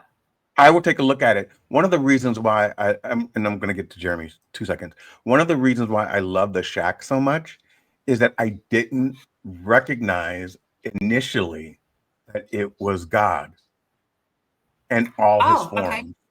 Okay. So it took me a minute to get it, and then once I got it, I had to watch it again because there were all these points. There are all these points in his life that God just showed up. Yeah. And so what people don't understand, when you've been hurt so badly, you need the Aunt Jemima grandma in the beginning, because, you know, I heard this saying one time that until you understand God, until you understand Jesus, your brother, you never understand God, your father. And so people like I have friends that I had a friend that gave me an 8-page reason why I should never promote the Shack. I mean, it was like intense. And I said, did you read it? Did you watch it? And she goes, no. And I said, then I don't even want to hear it, because people get upset that God showed up in woman form, but God is neither male nor female. And sometimes in our lives, we need a mommy. We need somebody to hold us and to cradle us. But when the going gets tough, when he had to go and find his daughter and bury her, then God showed up as a man, because he needed a man. He didn't need a mommy that was going to pat him on the back and be the helicopter mom and say, oh, you don't need to do this and everything like that. So that movie transformed me into understanding that God knows the beginning and the end. When you look at even the judgment seat, and and judgment comes in and asks him, tell me about your children. Tell me about your children. And he tells her about his children. And then she says, choose one for damnation and choose one for heaven. And you're like, oh my goodness. And that's not, and God doesn't do that. That's why we need to look at people and stop judging people by what they look like, and start asking the question. Don't ask the question, oh my goodness, what's wrong with them? Ask the question, what is their story? Why? Why do they function this way? What is their story? And that's what the Shack does for you. It helps you to realize that there is a story, and there's a generational story of why we do the things that we do. I am watching the Shack right after this. Amazing Bambi, I was called a heretic by my lead pastor of a mega church for believing and really being touched very deeply about the Shack. So I actually wrote a song about that. But you have really touched my heart. I think we have a lot in common. I'd love to connect with you. But I think we've had a lot of parallels in our lives. And I really want to echo what you said about, number one, living in the present is so important. I recently lost my childhood friend, and we had 6 months roughly we had been estranged for some period of time, and we had 6 months to catch up before he passed. And I recently went to his funeral, and it was just incredible to hear what a legacy he left of just reaching out. Particularly in those last months. He was always trying to make other people feel comfortable, not focus on his pain or whatever. It was just incredible. So I am so glad Bill invited me, and I'm so glad I took the time to attend, because it's been very, very moving. Thank you. Good. I'm glad you enjoyed it, Mike. And so Mike and Jeremy. Okay, Jeremy, we want the accolades too. Come on. No. Jeremy's deep. Jeremy's very deep. Sorry, I was I put it on mute, so when people are talking, sometimes I've noticed it comes through the background, and I don't want to miss out on anything. So, well, listen, I got something for you. It's gonna be short and sweet, but maybe your answer might not be so much, but that's okay. I just want to say before I get into it, thank you so much. I came here late, but always on time. It seems to be, but thank you so much for what you've done for her and so many people here. And I know they don't get to thank you personally like this, but that's okay. Thank you. So I'm going to ask you, at what point in your life would you say is the most pivotal point that took you from a place of I can't to I can? And what I mean by that is like personal life to career, to where almost it's a blend. So basically you are what you are in your professional life as you are in your personal life. Oh my goodness. I think that comes in moments. I think that is a growing, it's a becoming, at 16 years old, when I found myself on a bridge ready to take my life, and I found out that I was had a teenage pregnancy, I would say that would be a pivotal moment in my life. When I homeschooled my kids, I thought that I was nobody. I'm a 10th grade, a 10th grade education, GED. You know, could I really further the lives of 6 children? And I realized, yeah, I did. I realized I could do that. When I made my first $100,000 working for the Nielsen TV ratings, realizing that they had me go, what I did for Nielsen and for the United States Census Bureau is that I went into people's homes and I sat and I signed them up to do a survey with the Census Bureau. And then I signed them up to be part of the Nielsen TV ratings. But I got to listen to their stories. For 15 years, I was in people's homes being transformed and renewed by other people's stories. You know, I may look at life as black and white, but there's so much gray and there's so many stories that we need to hear and perceptions of why people believe what they do and what they don't. And I had the privilege, and I counted a total privilege, that I was able to go inside of people's houses. I lost my job last year in October, you know, from the Nielsen TV ratings. I lost my job and I began the journey of living in faith to continue to take courses to be a life coach, to continue to get myself out there, to speak at events. And I've done it for free to homeless shelters, the women's shelters, to places. And that has transformed me, you know, into who I am. My third book, The God Who Sees, was my book that touched me because it was a book that I wanted women to know that we have never been forgotten. We have always been thought of. And the God Who Sees is a name of God that was given, that a woman that was in the desert, that was thrown into the desert and thrown all by herself. She becomes a single mom and she sees God and she gets to name God. What man ever got to name God? But a woman did. And I'm on a mission to help women to see who they are and for them to rejoice in who they are. And so that's where I'm at in my life now. And I think there's just different moments, just like in your own life. There isn't one moment that formed you in who you are today. There's other moments. There's pivotal things that you have been through. Can you pick anything out of all of those that you're most grateful for? I'm most grateful. Now you're going to make me cry because I am a woman. I do have estrogen.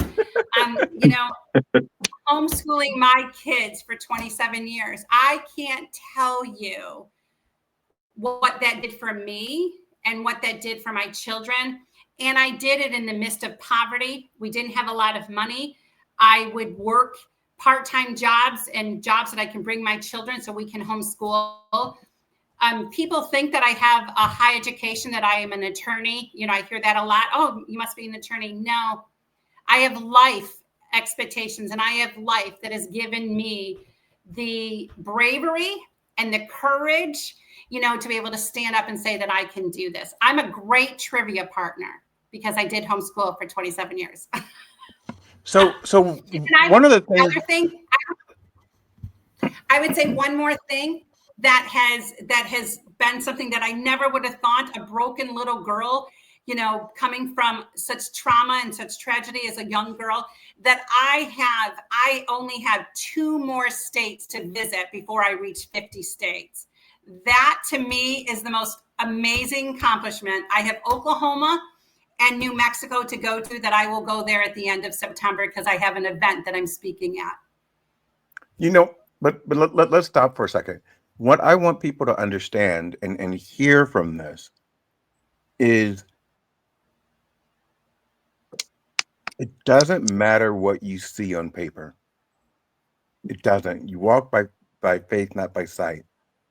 Some of the most successful people that I know on paper shouldn't be where they're at, but it was the drive, the ambition, whatever God has put inside your heart, whatever God has put inside your heart, that allows you to go wherever you want to go. Yeah. You're only limited by what you believe about yourself. Yeah. So, you know, one of the things that I'm going to say right here on live, whatever, is that I'm a success and you're a success and you're a success and you're a success. And everybody out there in their own right, they are successes. You know, Yes. it's what Bambi said earlier was a moment. There was a moment where she was a 16-year-old um, uh, with a with a child. That was a moment, but it was a moment that changed her life because she was going to take her life. Mm-hmm. You know, so that was a moment that saved you. Yes. That child that some would have thought, oh my God, you're a teenage mom. No, you're actually a person that has survived many traumas, and you have come out on the other side as someone with a healing spirit. That's Yes. who you are. And Bill, so many of us allow one moment to define us. I have a cousin, and she had breast cancer 15 years ago, and she still talks about how she's a cancer victim. And, Mm. my sister died after 5 years of the same cancer. So stop calling yourself a victim. That's not your narrative. That was a moment, and you survived it. And I Yeah. understand the pain, and I really do. But you're still here, and we need to Mm-hmm. celebrate that we're still here. Um, Felipe, I'm going to go back to Mike. Mike, what were you going to say? I kind of cut you off. I was just going to say success is measured in the richness of your relationships, not the Benjamins. Absolutely, Mm. And absolutely. and to follow on what you just said, I went through one of these days. I'll tell my story, but I went through some horrendous trauma, and the song that I wrote, I choose Victor, not victim. I think is just so important because when unfortunately we don't have God's perspective where we can see the end from the beginning and we can see what our life is going to be. But if we have faith, and you see me post a lot, um, that life happens for you, not to you. Yeah. And so we are going through these sometimes very horrendous and traumatic, and we may not even know, like Bambi has been incredible this afternoon or this evening. So Bill, you agree with my choice of first season 2 opening acts. Bill, this was a happy accident. I'm not gonna. I'm not. I'm not gonna boost your ego. Bambi's Oh. awesome. No But accidents. it's No accidents. I well, don't and believe in I that. agree with Jeremy. I don't think there are accidents either. But my point is, I think that often, when we're going through these experiences, I mean, look at Bambi. She's able to turn that horrendous situation into pure gold and pure love. Yes, granted, it's taken a few years to get to where she is, but for me, that's, we are like the coal that's being under pressure, are being made into diamonds, and we're all diamonds, to your point, Absolutely. Bill. And I love Absolutely. you. You are a diamond. Okay. We fight all the time, Bambi. But we I just love need you to too, turn Mike. our ashes. We just have to turn our ashes into beauty. We all going through the fire, but it's okay to go through the fire, because if you go through the fire, that's when you can rebuild. And that's what we're Yeah. not understanding, is that the rebuilding comes when you go through the fire. And if you are a Christian, you begin to see the story of Shadrach, Meshach, and Abednego, that they came out of the fire not even smelling of fire, because Those are the they three had guys that were left in somebody the inside of fire. the fire with them. Well, Yes, there was but a we there had was the a fourth third man that was figure. in the. Yeah, thank you. There was There a was a third fourth figure. figure. Yes, Yep. you got to give a And woman time to build it up here. I'm sorry, Bambi. No, because you're firing off all these neurons in my head. I look at it as a purifying fire. A So, Yeah. purifying fire. Okay. And the thing is, when ashes come, you get to rebuild, and then you get to say a little bit in how you're rebuilding. You know, that's what we don't understand. It's okay to go through the fire. And there's some, even when you had the California fires, and I drove through the British Columbia fires, there are flowers that are grown only when the fire comes. And so there is always beauty, even in the fire, if we could just understand that. Got you. Yes, Jeremy. All I want to say is a beautiful sentiment, and sometimes people wouldn't know what they need to change without the fire. Absolutely. Because if they hadn't got burned by what they didn't understand the first time and have the ability to change it if they've been burnt completely, well, Yeah. you have one choice. You keep getting burned or you Absolutely. change. Absolutely. I agree with you. Yep. Bambi, this has been 2 hours and 8 minutes of pure joy. I am shocked that we've gone so long. And every time I'm on with you, it just seems like it just flows and it goes. And I didn't realize that we're still on and people are still watching. Like shocked. So Cool. tell everyone where they can get a hold of you.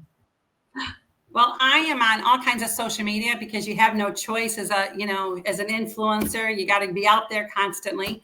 So I am on Facebook. I'm on Instagram. I am on LinkedIn. I'm also on TikTok. I have a channel that my grandson made for me. It's called Our Story 555. Right now, I just do little 3-minute segments of things on my social media, on Facebook and on Instagram, and I don't know what other, but it's Bambi Lynne, and it is my real name that you can find me. If you're going to look up my books on Amazon, guys, I just want you to know that there's another Bambi Lynne, but she writes exotic Renaissance porn. I do not. So just so you know. I'm sure it's profitable. Just so you know, that's not me. And those 5 different radio shows that I've been on, these men have been totally embarrassed because they're like, so what made you write porn? I didn't. So you can definitely find my books on Amazon. And you can also find me on healingthroughstories.com. That's where I blog each week. And that's where my books are also for sale on my website, that if you wanted to have it personally. I also do events. I do workshops, and I am a life coach that, just like I told Bill, whether I don't know if you guys were on, but my workshop, I actually give my clients a box that is full of activities that we do together. Because I believe that there's so much more to learn and so many more metaphors to learn when you're doing a hands-on experience. I don't charge thousands and thousands and thousands of dollars.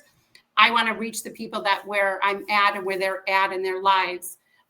So if you're looking for somebody to speak at an event, I'm there to do that. And if you're looking for somebody to do a workshop, I would love to do that too. You can find, and my email address is josephine.rstory@gmail.com.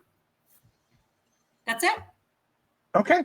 So you and I need to talk again about how you got into public speaking, because that's another area that's super exciting. Come on. Look at how I speak. How do you think I got into it? No. Well, I mean, so I mean, how do you have an agent? Like, how do you put yourself out there? I just have people that find me. I am definitely old school, like this whole new thing that's going on that you got to find. I don't even know what a funnel is. You got to find this funnel. You got to do this. You got to, I just want people, if you want somebody that is genuine, that can make you laugh and keep you, engaged, I'm the person, for you. If you're finding somebody that wants to heal through stories, and you need a woman that can share her story and also impact her and also make people laugh, cry, and everything all at the same time, I'm the person. I don't have a funnel. I don't even know what a funnel is.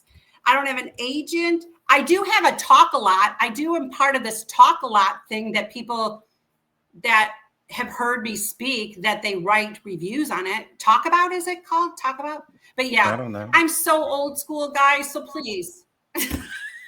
So I need to But make if a you have disclaimer. people out there that are looking for speakers, if you have people out there that are looking for speakers, and you go, and Jeremy goes, "Hey, I know this woman. She doesn't have no funnels, or she doesn't have anything like that, but I've heard her speak. She'd be great."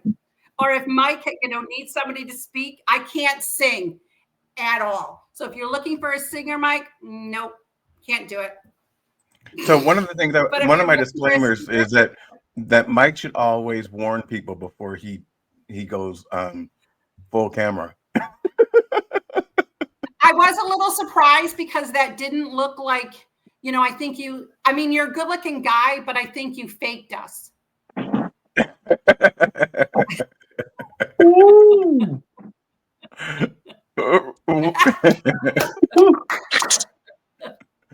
What does that mean? Well, that's even Well, you worse. couldn't see that he was bald in there. Oh, And he's got a suit on, and now he has a t-shirt on. He's got a point. So he's Mike. yeah. Okay, I'll go different. put my suit I on. actually change my profile picture every 3 months so people know that I really do look this way. Because I've been on conference calls and on Google calls with Nielsen, and there's people that you're like, whoa, he's really hot. And now all this women are on the call, we're texting each other and everything. And then we look them up, we're like, what the heck? He's not was that good looking. Well, ladies and gentlemen, I'm just as good looking in person as I am on TV. Bambi basically just said I'm not a good looking, guys. So No, she didn't. And we've been bragging on that picture for a while now. that I'm bold and old and ugly and Old and God, beautiful. That's not what she said. We're Oh my not goodness, gonna we're Handsome. all old. I'm bold. We're all old. No, Old, Jeremy- beautiful, and Yeah, handsome. we're all old. Okay, so Yeah. we're gonna leave it here. I know. You can go on and on and on and on. I love all of you out there. Please follow me on LinkedIn. Please subscribe to my YouTube channel. And I'm on Substack, Instagram, wherever you get your podcast, Spotify, Apple Podcast. I'm on there as well. It's all at William Rochelle.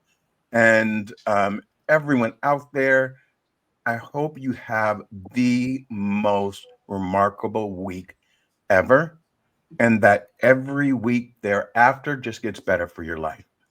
That is my affirmation for you. That's my affirmation for me.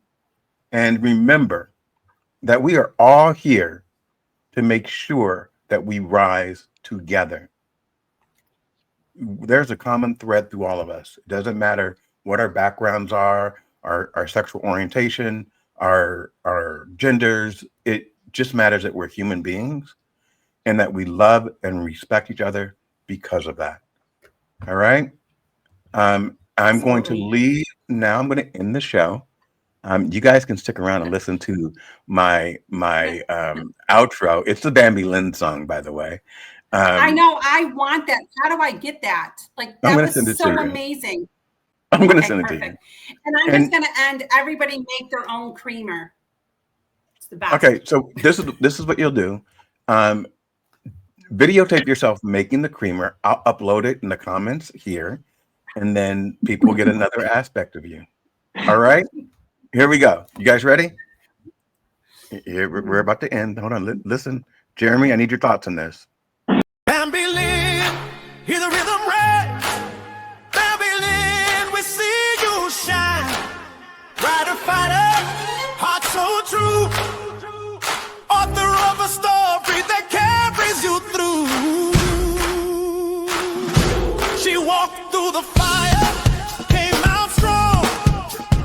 Every battle made her spirit a song. Josephine and the treasures of my heart.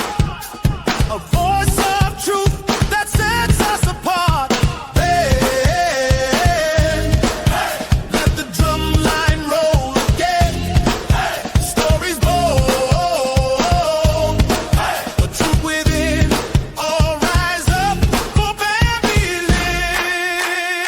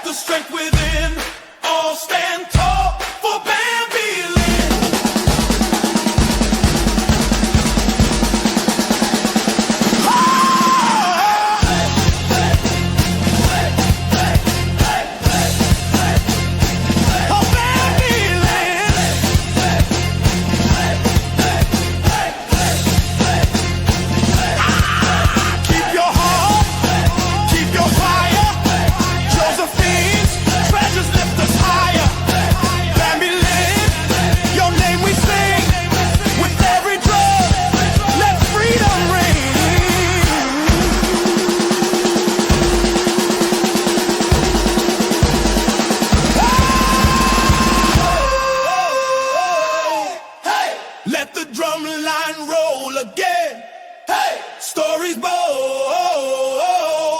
Hey, the truth within. All rise up for Bambi Lynne.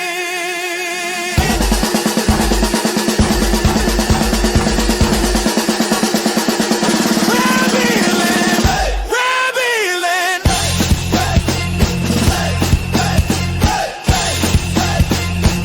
Oh, Bambi Lynne.